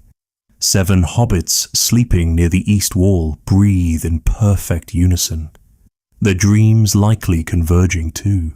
This accidental coordination might explain shared nightmares when multiple individuals wake simultaneously from similar terrors. Group sleeping created dream networks, Siegel explains. Pheromones, synchronized breathing, shared acoustic space. They weren't just sleeping near each other, they were dreaming together. Collective unconscious made literal. A monitor lizard scraping breaks through dream barriers. Instantly, 12 adults shift from deep sleep to threat assessment. No one fully wakes, but hands find weapons, bodies orient toward the sound. The lizard passes, and they sink back without ever gaining full consciousness. It's reaction without awareness, protection without disruption. Children sleep differently than adults. Their dreams are wilder, movements less controlled. That's why they're centered, surrounded by adults who can suppress dangerous outbursts. Little Tico kicks through what looks like a dragon fighting dream, his uncle's hand gently restraining without waking. But the most fascinating dreams belong to the toolmakers. Their hands work through napping motions, muscle memory practicing even in sleep. Apprentices often report dreaming solutions to technical problems, waking with new understanding of angles and force. Sleep becomes workshop where the unconscious mind perfects what conscious practice began. Motor learning consolidation during sleep is well documented, notes Dr. Matthew Walker. But Homo floresiensis took it further. Their dreams were active training sessions. They literally learned while sleeping, perfecting survival skills through repetition. The deepest sleep comes just before dawn, dangerous timing when predators make final hunting pushes. But hobbits have adapted. Their sleep cycles compress, grabbing necessary deep sleep in shorter bursts. What takes modern humans 90 minutes, they achieve in 30. Efficiency born from evolutionary pressure. Cinta's baby wakes hungry, but even infant cries are managed. Cinta's hand covers the baby's mouth before sound escapes, redirecting to silent nursing. The baby feeds in darkness, comforted by heartbeat and warmth. Around them, others adjust positions to give privacy that's more courtesy than reality. Dreams shift with age. Children's dreams are immediate. Today's dragon, yesterday's successful foraging. Adult dreams span time, planning tomorrow's hunt, rehearsing seasonal movements. Elder dreams reach into deep past, preserving memories that might save future generations. Each age dreams what they need most. Their dreams were survival libraries, Revonsuo suggests. Information too important for conscious memory alone got rehearsed nightly. Every dream was potential lesson, every nightmare possible future to avoid. As dawn approaches, sleep lightens collectively. Without alarm clocks, they've evolved to sense approaching daylight through temperature changes, sound shifts, even electromagnetic variations. The cave begins to stir like a single organism waking, dreams dissolving into day's demands. Carla wakes peacefully, her nightmare forgotten. She doesn't know her mother spent hours managing her dreams, keeping her safe even in sleep. Doesn't understand that her nightmares were practice for real threats. Her brain preparing for dragons she'll inevitably meet. The adults exchange exhausted glances. Another night survived, though sleep seems generous for what they've experienced. More like controlled unconsciousness punctuated by vigilance. But it's enough. Has to be enough. They redefined sleep, Walker concludes. Not 8 hours of vulnerability, but a complex dance of rest and readiness. They proved humans could adapt even our most basic needs to survival demands. Today brings real dragons, actual threats, waking nightmares.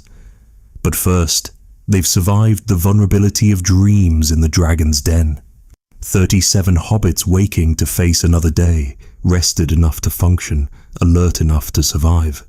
Their dreams were teachers, their sleep was school, and every dawn was graduation day in the University of Staying Alive when darkness wants you dead. The dragon's den never sleeps, neither truly do its inhabitants. They've simply learned to dream with one eye open, proving that even unconsciousness can be weaponized when your life depends on it. The strangers stand at the forest edge like trees that learn to walk. 6 feet tall, almost double hobbit height, carrying spears that shine with supernatural sharpness. Their faces are wrong too, flat where they should bulge, smooth where hair should grow. These aren't neighboring hobbits from 2 valleys over. These are something unprecedented. Mira clutches her daughter tighter, every instinct screaming danger. The band has frozen in place. 37 small bodies suddenly aware of their cosmic insignificance. The strangers number only 5, but their presence fills the clearing like smoke fills lungs. Even the children understand. The world just changed forever. First contact between Homo sapiens and Floresiensis was probably the most significant meeting in human history, states paleoanthropologist Dr. Chris Stringer. 2 human species evolved separately for 700,000 years, suddenly face to face. The psychological impact on both sides must have been staggering. The tall ones move differently. Where hobbits scurry with efficient economy, these giants stride with casual confidence. Their spears are impossibly long, tipped with stone that gleams like frozen water. But the most terrifying thing, the object the leader carries, a curved stick with plant fiber stretched between ends, completely alien, purpose unknown. Koru steps forward. As the band's best hunter, he's default ambassador to this impossible situation. His spear looks like a child's toy compared to theirs. His 4-foot frame requires him to look up at angles that hurt his neck. But someone has to make contact, and testosterone nominates him. The tall one's language is pure gibberish, sounds that flow like water instead of clicking like proper speech. But the tone seems non-aggressive. Maybe reading alien faces is guesswork when you've only known your own species. Are those teeth showing expressions threats or greetings? Language barriers would have been absolute, notes linguist Dr. Dediu Dan. Homo floresiensis proto-language was probably click-based, limited vocabulary. Homo sapiens had full symbolic language, like dogs trying to communicate with dolphins. The tall one gestures at the curved stick, then demonstrates. He fits a straight stick to the string, pulls back, and releases. The small spear flies faster than thrown spears should, embedding in a tree 30 paces away. The hobbits recoil as if he'd summoned lightning. This is magic. Terrifying magic. But then the tall one does something unexpected. He sets down his weapons, sits cross-legged, making himself smaller, reaches into a carrier and produces food, dried meat but prepared strangely. He tears a piece, eats it, then offers some to Koru. The sharing of food, universal diplomacy across all human cultures. Koru understands this gesture even if nothing else makes sense. He accepts the meat, sniffs carefully, smoked somehow, flavored with unknown plants. His people can't make fire, but they know its smell from lightning-struck trees. These strangers control fire like hobbits control stone tools. Food sharing was probably the first bridge, explains anthropologist Dr. Marta Mirazon-Lar. Both species understood reciprocity. Sharing food meant, I don't intend to eat you, which was crucial first step in interspecies relations. Koru reciprocates with giant rat meat, fresh from this morning's hunt. The tall one examines it with interest, takes a bite, nods approval. His companions relax fractionally. First contact has passed without bloodshed. But now what? The tall ones seem interested in hobbit tools. One gestures at Tico's flaking stone, miming curiosity. When Tico demonstrates his napping technique, they watch with intense focus. They have superior tools, but seem impressed by hobbit precision with inferior materials. It's like Formula One drivers admiring someone's go-kart skills. Then comes the demonstration that changes everything. A tall one produces 2 stones and strikes them together. Sparks fly. He strikes again over dried grass. Smoke rises. Within minutes, actual fire blazes where none existed before. The hobbits retreat in unified terror. Fire from nothing. These aren't just tall humans. They're gods. Imagine never seeing fire making after 700,000 years without it, Stringer emphasizes. It would seem like supernatural power. The psychological impact of that demonstration probably exceeded the bow and arrow. But the tall ones don't attack with their god powers. Instead, they feed the fire with branches, create a circle of warmth, gesture for hobbits to approach. Some do, tentatively. The heat feels like sunshine, but portable. Children reach tiny hands toward flames, parents pulling them back from this beautiful danger. Communication attempts continue through mime and demonstration. The tall ones point to themselves. Sapiens, or something similar, point to hobbits, waiting. Koru manages hobbies, their name for themselves. The tall ones repeat it, badly, but trying. First words exchanged between species. As afternoon wears on, patterns emerge. The tall ones are exploring, not invading. Their gestures suggest they came from beyond the mountains. Impossible distances by hobbit standards. They seem amazed that hobbits exist, keep pointing and talking among themselves in their water language.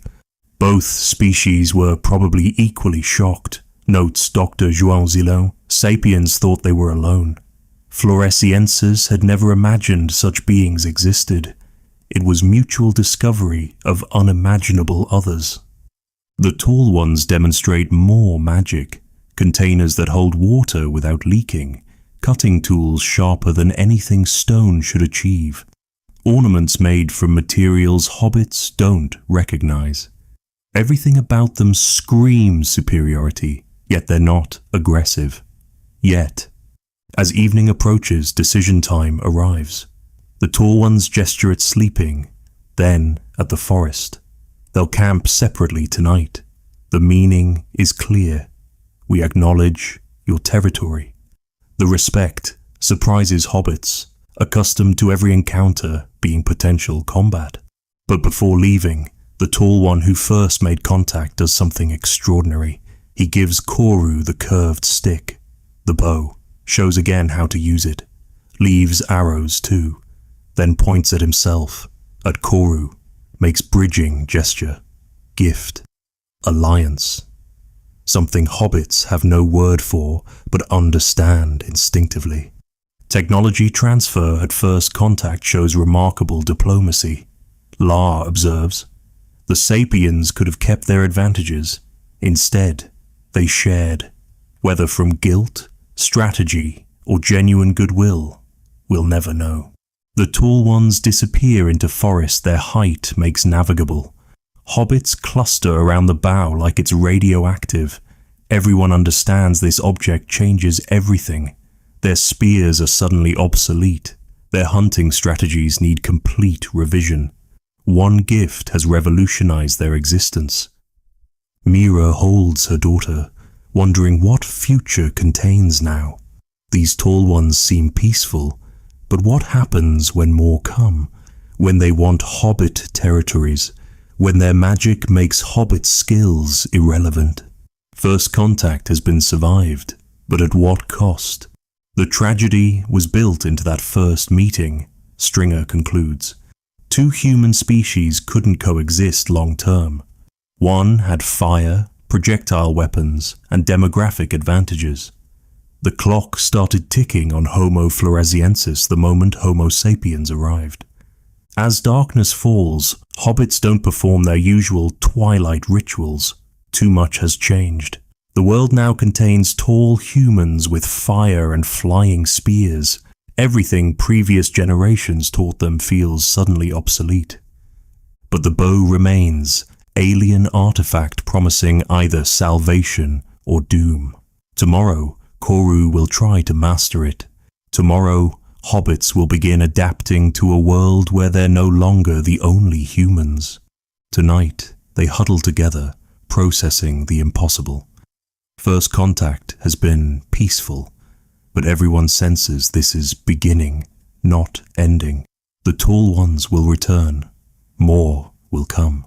And hobbits will have to evolve faster than evolution allows or face the alternative.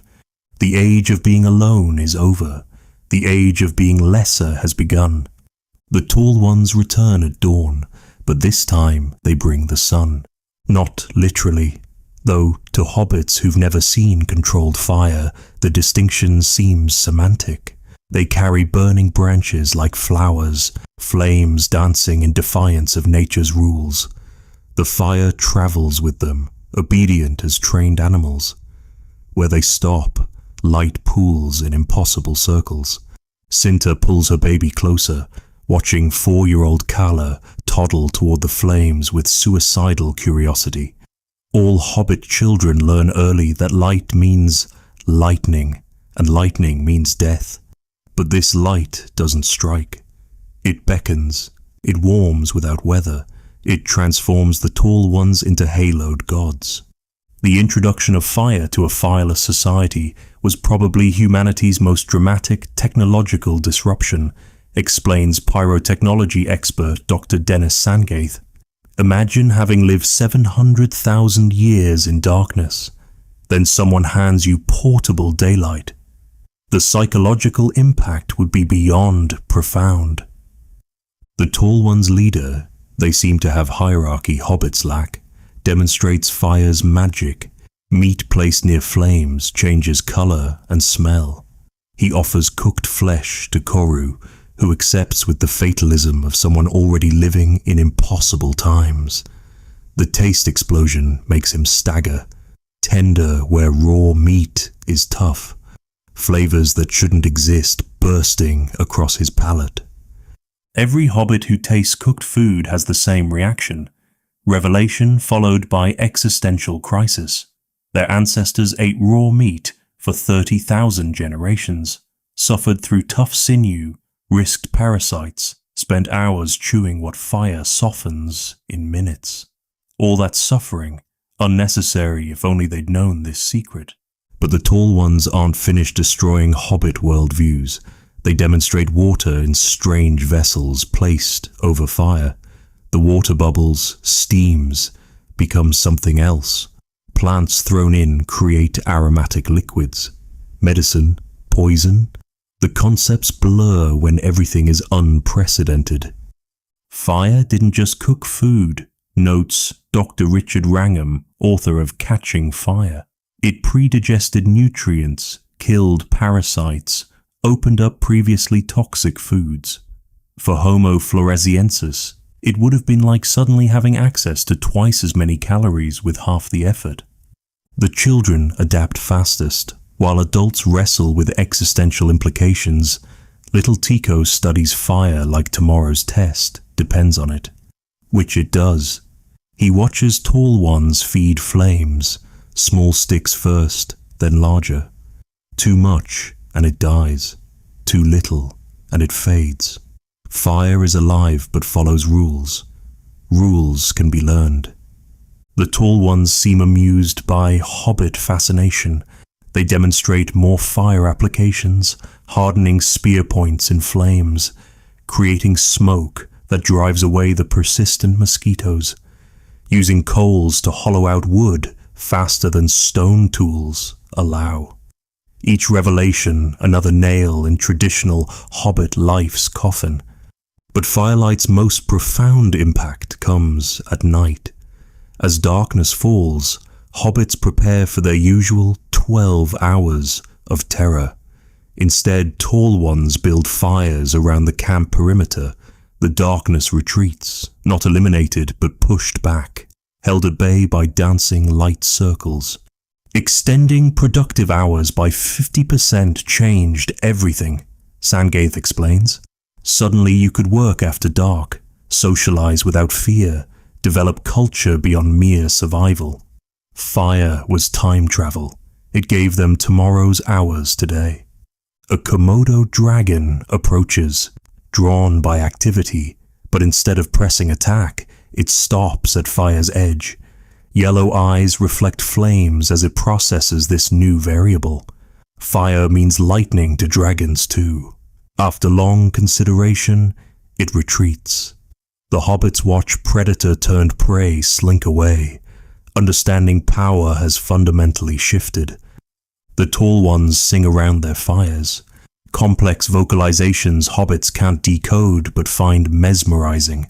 Mouths making music, hands moving in synchronized gestures, bodies swaying together. This is what culture looks like with surplus energy. Art born from security hobbits have never known. Fire enabled the creation of cultural time, observes archaeologist Dr. Polly Wiesner. Time not devoted to immediate survival. Time for stories, songs, social bonding. Homo floresiensis was about to discover leisure, and leisure creates civilization. Some hobbits join the tall ones by the fire. The warmth is narcotic, addictive. Cinta brings her baby close, watching tiny eyes track flame movement. This child will grow up expecting light in darkness, warmth on demand. The first hobbit generation to assume fire's presence. The last to remember its absence. Koru asks through gestures, how is fire born? The tall one demonstrates friction method, spinning stick between palms, tinder smoking, careful breath bringing flame to life. It looks like magic, but follows patterns. Koru tries, fails, tries again. His hands aren't built for this motion. Frustration mounts.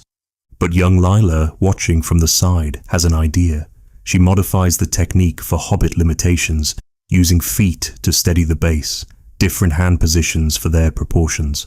On her third try, smoke rises. On her fifth, a tiny flame births from friction, the first hobbit-made fire in 700,000 years.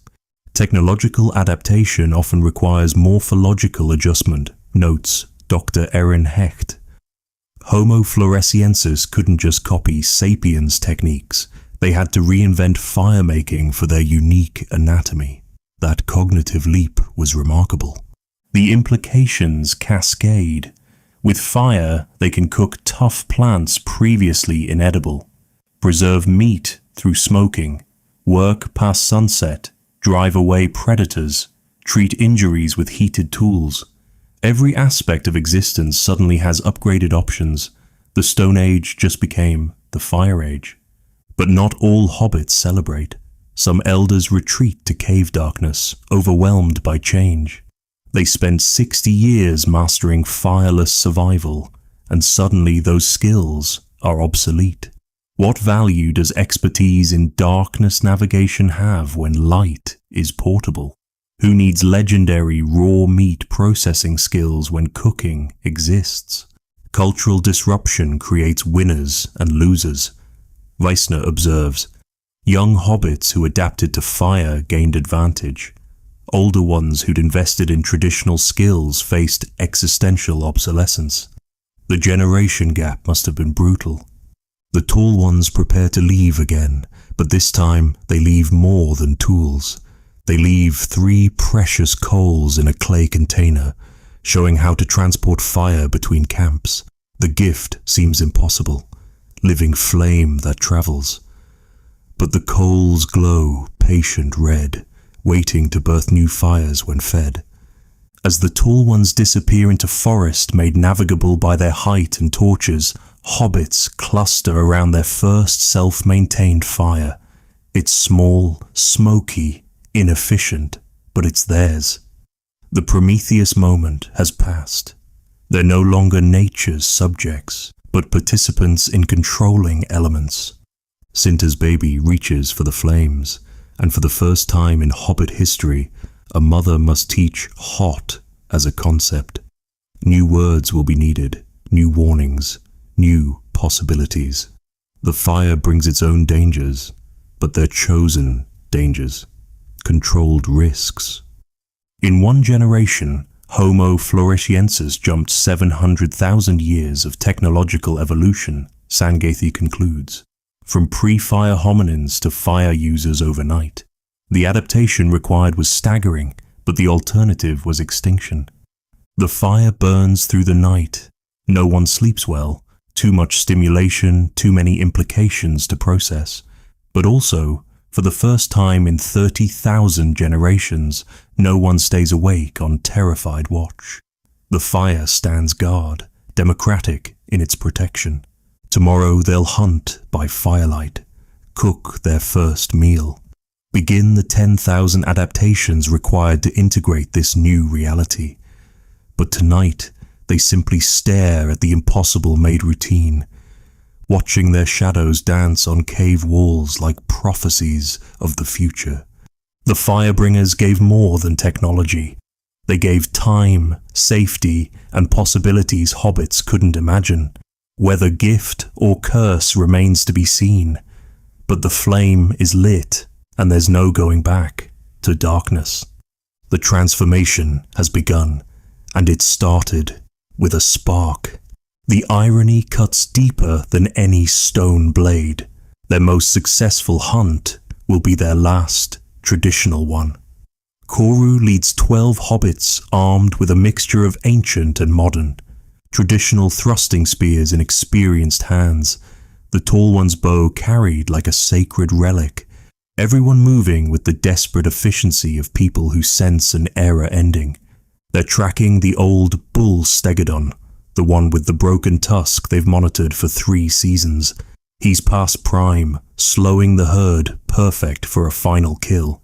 But perfect is now complicated. With fire-hardened spears and the bow's range, they could take healthy adults. The rules have changed, but muscle memory follows ancestral patterns.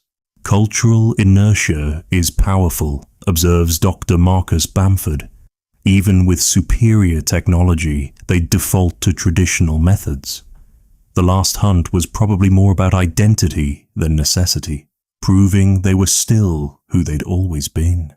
Tico, now 15 and blooded in previous hunts, carries the firepot, portable coals that will let them cook in the field. The weight of tradition and innovation literally burden his shoulders. Every step sloshes old against new, past against future, what they were against what they're becoming. The tracks tell familiar stories. The bull favors his left front foot, old injury acting up. He's been browsing bitter plants that indicate digestive issues. The dung is loose, suggesting he's struggling to process food efficiently. All the signs point to an animal ready for culling, as if nature herself is staging this farewell performance. They find him in the usual spot, the clearing by the limestone spring where elephants have drunk for millennia. He's alone, as predicted. The herd moved on yesterday, leaving their burden to whatever fate finds him. His eyes, rheumy with age, track their approach without the usual alarm. Perhaps he recognizes destiny in small forms. The emotional complexity of hunting familiar animals is underexplored, notes Dr. Agustin Fuentes. This wasn't anonymous prey, but an individual they'd watched for years. The last hunt carried weight beyond calories. It was goodbye to a relationship. Koru assigns positions through gesture, and the hunters move with choreographed precision. Generations of practice flow through their movements. But young Lila holds the bow, and suddenly the geometry is wrong. She doesn't need to get close. The fundamental mathematics of hobbit hunting, proximity equals possibility, no longer applies. The bull seems to sense something different. His trunk rises, testing air that smells of smoke from their firepot. He's never associated hobbits with that lightning scent. The confusion in his stance is almost human. The world is changing for everyone, predator and prey alike. Lila draws the bow, a motion she's practiced thousands of times since the Tall One's gift. But practice on trees doesn't prepare for the weight of ending an era. Her hands shake, not from fear but from understanding. This arrow will fly straight from future into past, dividing time into before and after. Technological transitions create moral burdens, Fuentes observes. When hunting becomes easier, it also becomes more clearly a choice. The last hunt confronted them with ethics their ancestors never faced. She releases. The arrow flies true, finding the spot behind the shoulder where vital organs cluster. But it's not immediately fatal. Hobbit weight draw can't match tall one power. The bull trumpets, more surprised than pained, and the traditional hunters surge forward with their spears. What follows is a hybrid of old and new, thrusting spears wielded with ancient precision, but the animal is already weakened by the arrow. The fire-hardened points penetrate easier than traditional ones. The kill comes faster, cleaner. Evolution in real time, measured in reduced suffering.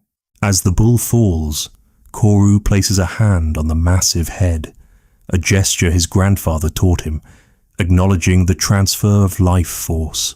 But the ritual feels hollow now. Life force seems less mysterious when you've seen the Tall Ones strike fire from nothing, reshape reality with tools beyond comprehension. Spiritual relationships with prey often don't survive technological advancement, notes Dr. Lynn Wadley. When hunting becomes mechanical, the mystical connection breaks. The last hunt was probably the last time they felt that ancestral bond. The butchering proceeds with unprecedented efficiency. Fire-heated blades cut through hide like it's wet paper. Meat cooks on site, reducing weight for transport. What once took all day now finishes by noon. Efficiency is progress, but something ineffable is lost in the speed. Young Mira asks through gestures, why not hunt the young, healthy ones now? We could.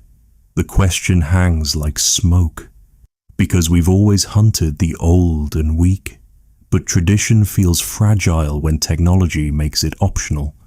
The answer comes from Grandfather Echo, because we're still hobbits, for now. They feast by firelight, itself still novel enough to feel magical. Cooked elephant meat, tender and digestible, nutrients unlocked by flame. Everyone eats better with less effort. Children who would struggle with tough, raw meat gulp down portions that will help them grow stronger. Progress tastes good. Dietary improvements from cooking created cascading effects, explains Dr. Rachel Carmody. Larger brains, better health, increased fertility. The last traditional hunt was actually the first step toward their eventual disappearance. Success can be its own extinction. But success feels complicated sitting around fire that makes darkness optional. The old ways are already romantic nostalgia. Children born next year won't understand why anyone would eat raw meat or hunt without bows. The knowledge accumulated over 30,000 generations will become trivia within one. Koru demonstrates the bow again for eager young hunters. Its power still amazes, death delivered from safe distances. But he also shows traditional spear work, insisting they learn both. Some mock the old ways already. Why master difficult skills when easy ones exist? The divide between generations widens with each demonstration. As they carry the butchered elephant home, the weight seems symbolic. They're hauling the past into a future that doesn't need it. The skills that defined them, reading elephants, coordinating close combat hunts, surviving without fire, are becoming obsolete faster than adaptation allows. The last hunt marked psychological transition more than technological, Bamford concludes. They could have continued traditional methods indefinitely, but once you've tasted the future, the past loses flavor. Choice, not necessity, ended their ancestral lifestyle. Back at camp, the meat is received with celebration tinged by melancholy. Everyone knows this hunt felt different. The Tall One's gifts have made them rich in ways they're still discovering, but wealth comes with loss. Who are hobbits if not the small people who survive through cleverness against overwhelming odds? Now the odds are less overwhelming. Fire drives away dragons. Bows make hunting safer. Cooking makes food abundant. Each advantage chips away at the identity forged through hardship. They're becoming something new and no one knows what that means. The children practice with tiny bows, already better than their parents. They'll never know the terror of darkness without fire, the desperation of failed hunts, the bonds forged through shared suffering. They'll be healthier, safer, more successful, and somehow less hobbit. Every technological revolution involves mourning, Wadley reflects. The last hunt was funeral for a way of life. Necessary death, but death nonetheless. They were burying 700,000 years of tradition in that elephant's bones. As night falls, no longer the enemy it once was, Koru sits by the fire, turning the traditional spear in his hands. Tomorrow he'll teach both weapons to his son, but he knows which one the boy will prefer. The future always wins. It just doesn't always feel like victory. The last hunt is over. The first hunt of the new age awaits. And in between, hobbits wrestle with success that feels like surrender, progress that tastes of loss, and the terrible freedom of no longer needing to be exactly what they've always been. Evolution never asks permission. It just presents opportunities and watches what happens next. The hobbits chose survival, as they always have. But survival's shape is changing faster than hearts can follow. The elephant is eaten. The tradition is digested. And tomorrow, armed with fire and arrows, they'll hunt like the giants they're becoming, 3 feet tall but no longer small in the ways that once defined them. The grandmother speaks in the old, clicking language, but half the children don't understand. They've learned the Tall One's flowing words, finding them better for describing fire and boughs and the new world emerging.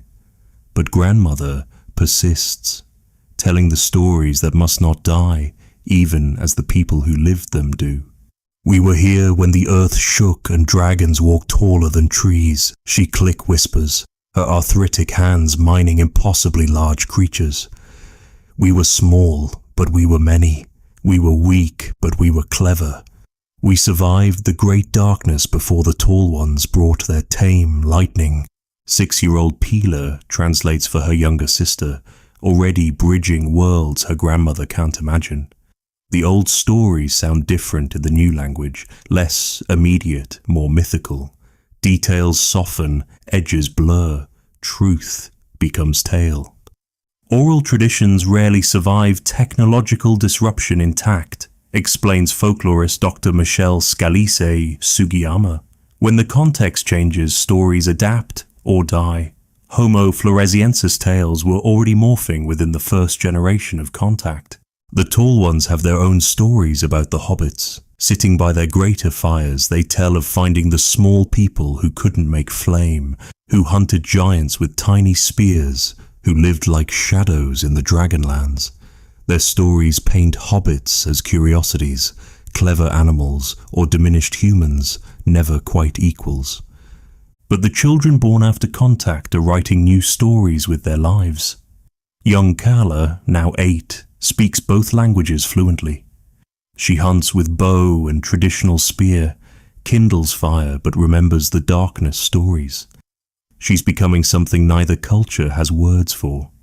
A bridge person, fully hobbit, yet irrevocably changed. The physical changes are subtle but significant. Children with access to cooked food grow taller, still hobbit small but approaching 4 feet more commonly. Their teeth wear differently, without the constant grinding of raw meat. Their bones show fewer signs of nutritional stress, evolution accelerating in real time. Morphological changes from dietary improvements happen quickly, notes Dr. Peter Brown. Within 3 generations, classic Homo floresiensis features would start softening. They were becoming something new while their grandparents watched. The grandmother continues her stories, but now they carry urgency. She knows, everyone knows, these are the last years of pure hobbit culture.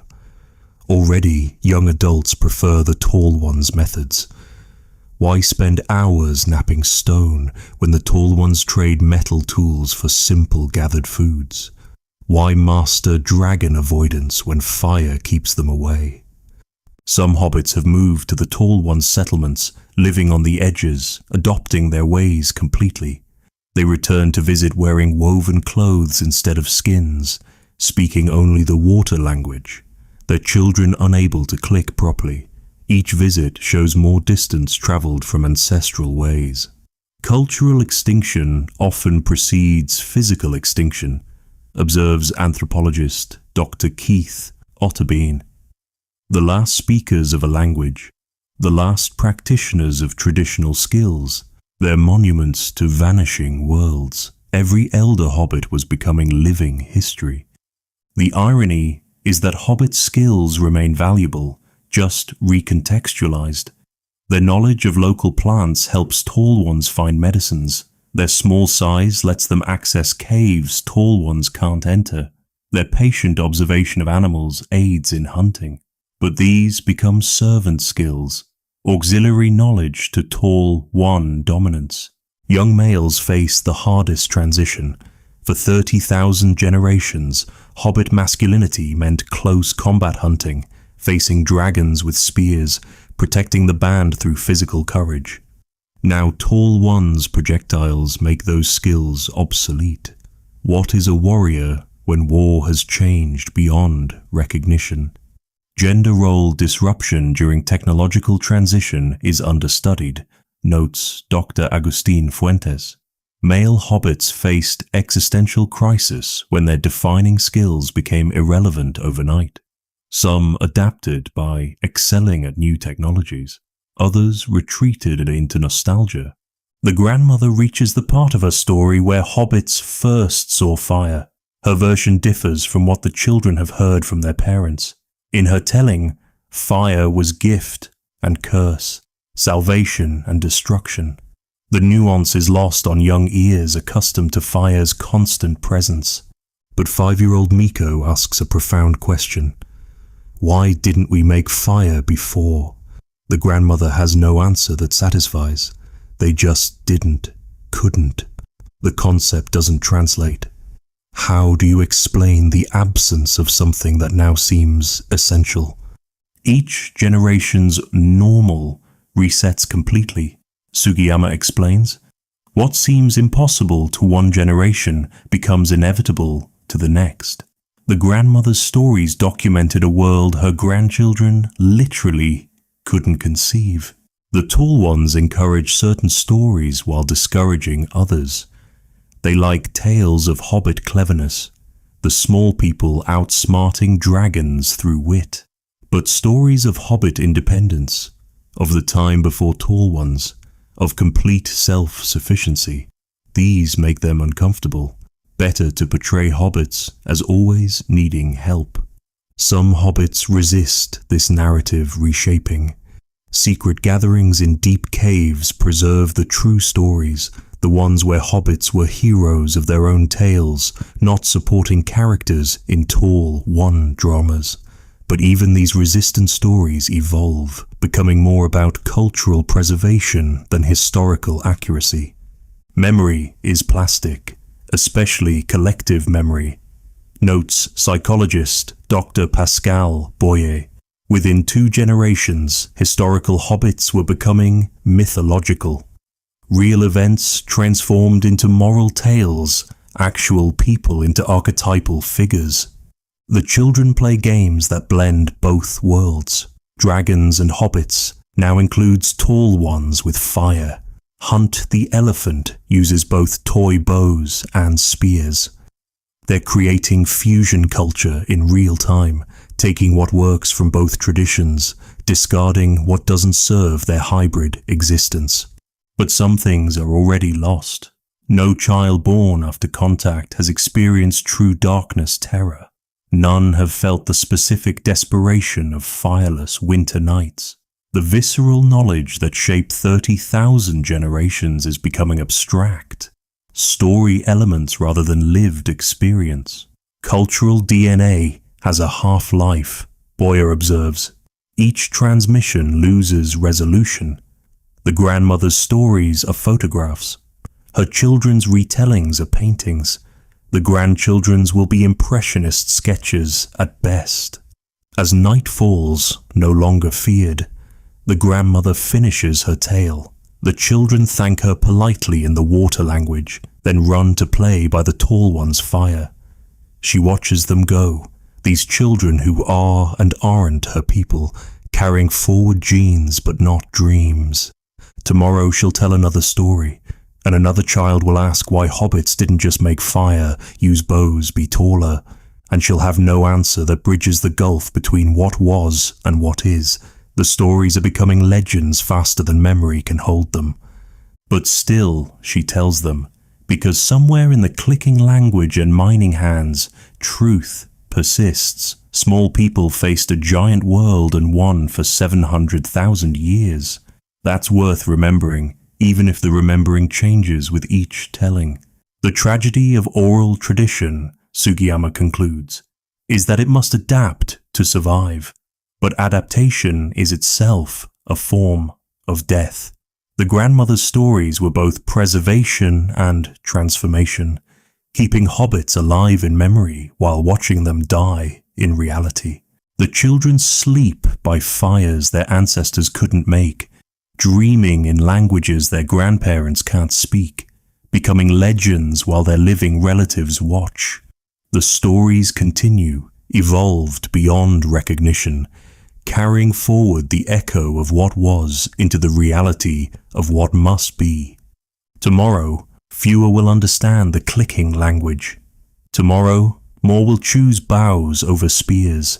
Tomorrow, the legends will grow larger as the people who live them grow smaller in memory's rearview mirror.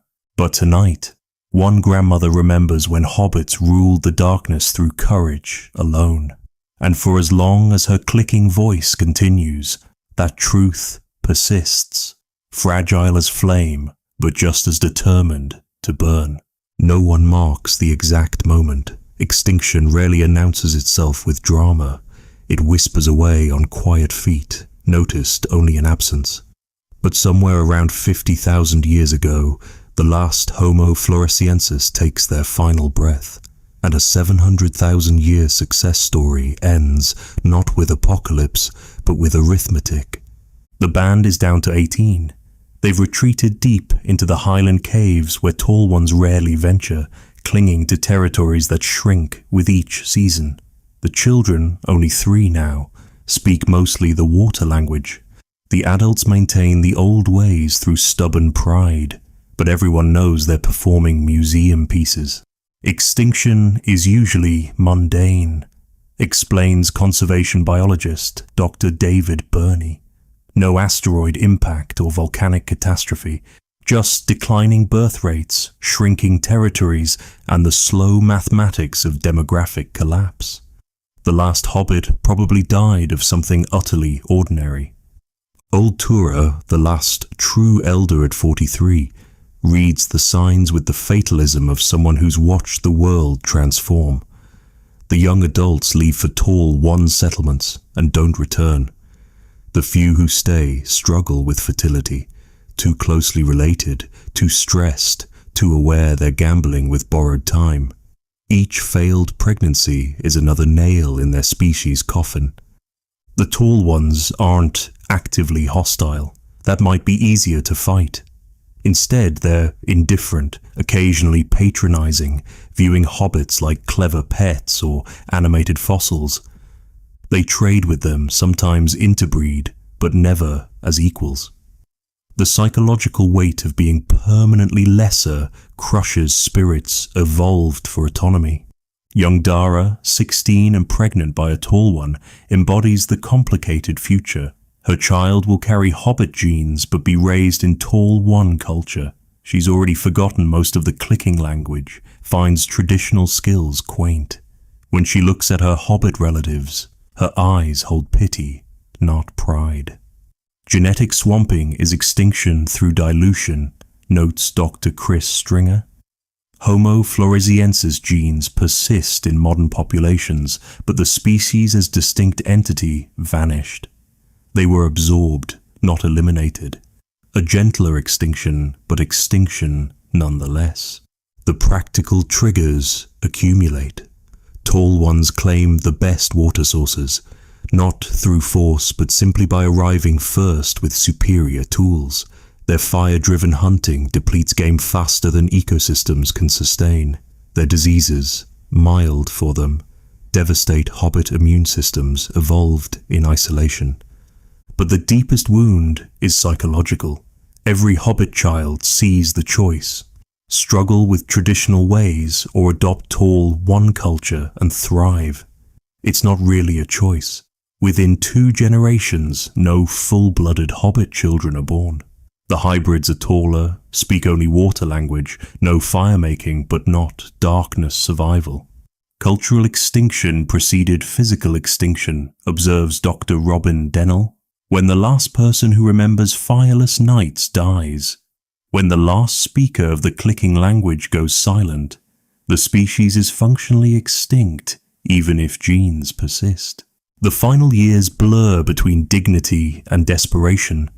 The remaining hobbits maintain rituals no one remembers the purpose of.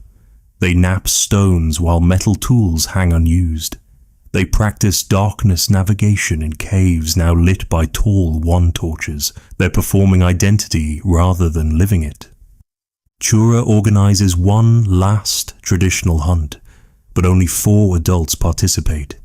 They track a juvenile stegodon with ancestral skills, but the kill feels hollow. Cooking it over fire they didn't make, seasoning with tall one spices. They're eating their own funeral feast and everyone knows it. The children born to hybrid parents visit sometimes, curious about their heritage, but they're tourists in their own ancestry, taking stories back to tall one settlements like souvenirs.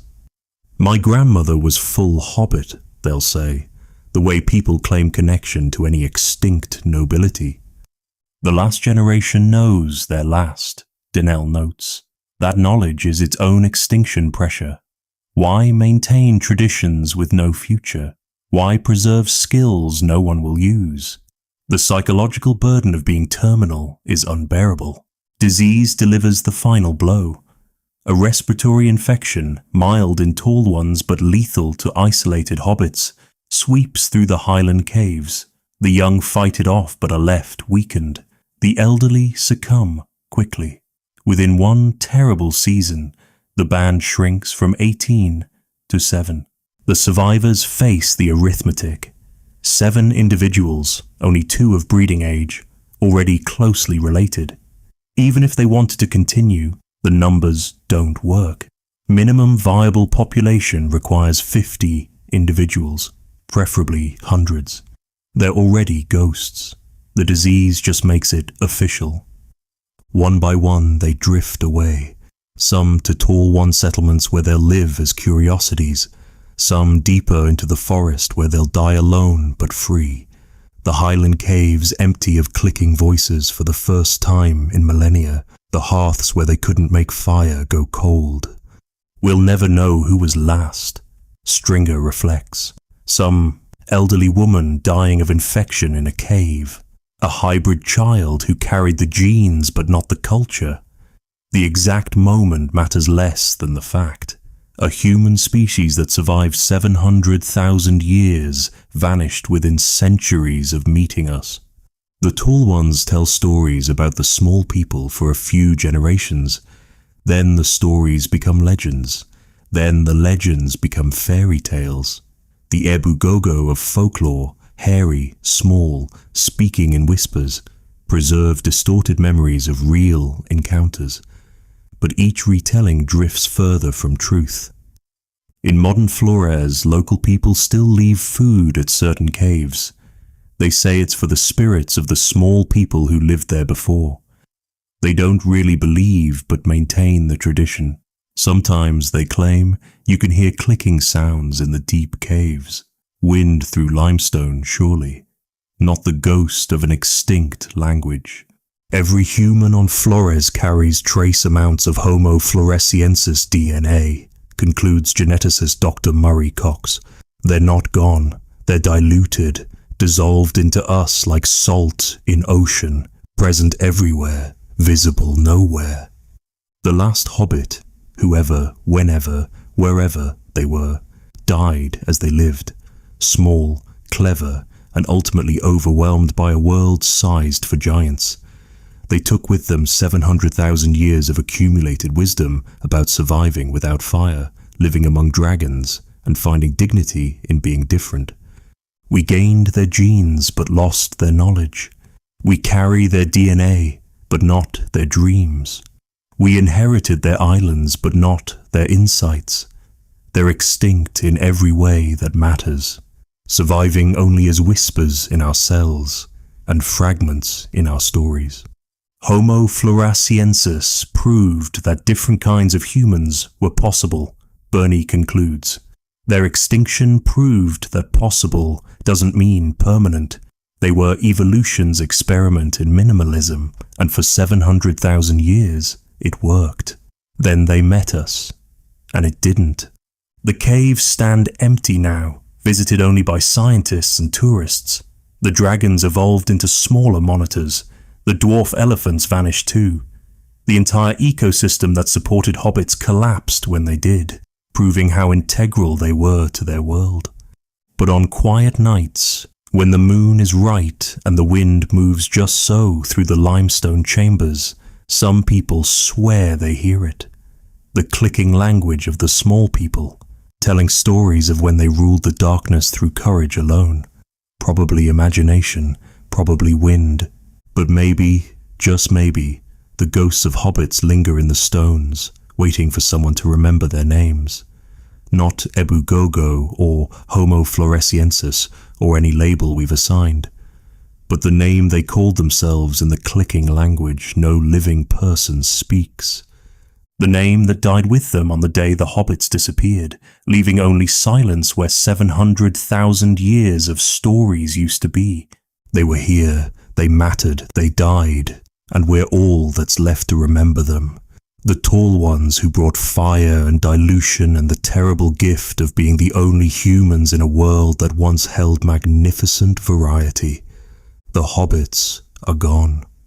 Long live the hobbits, if only in the fragments of themselves they left in us, waiting to be remembered by descendants who've forgotten how to click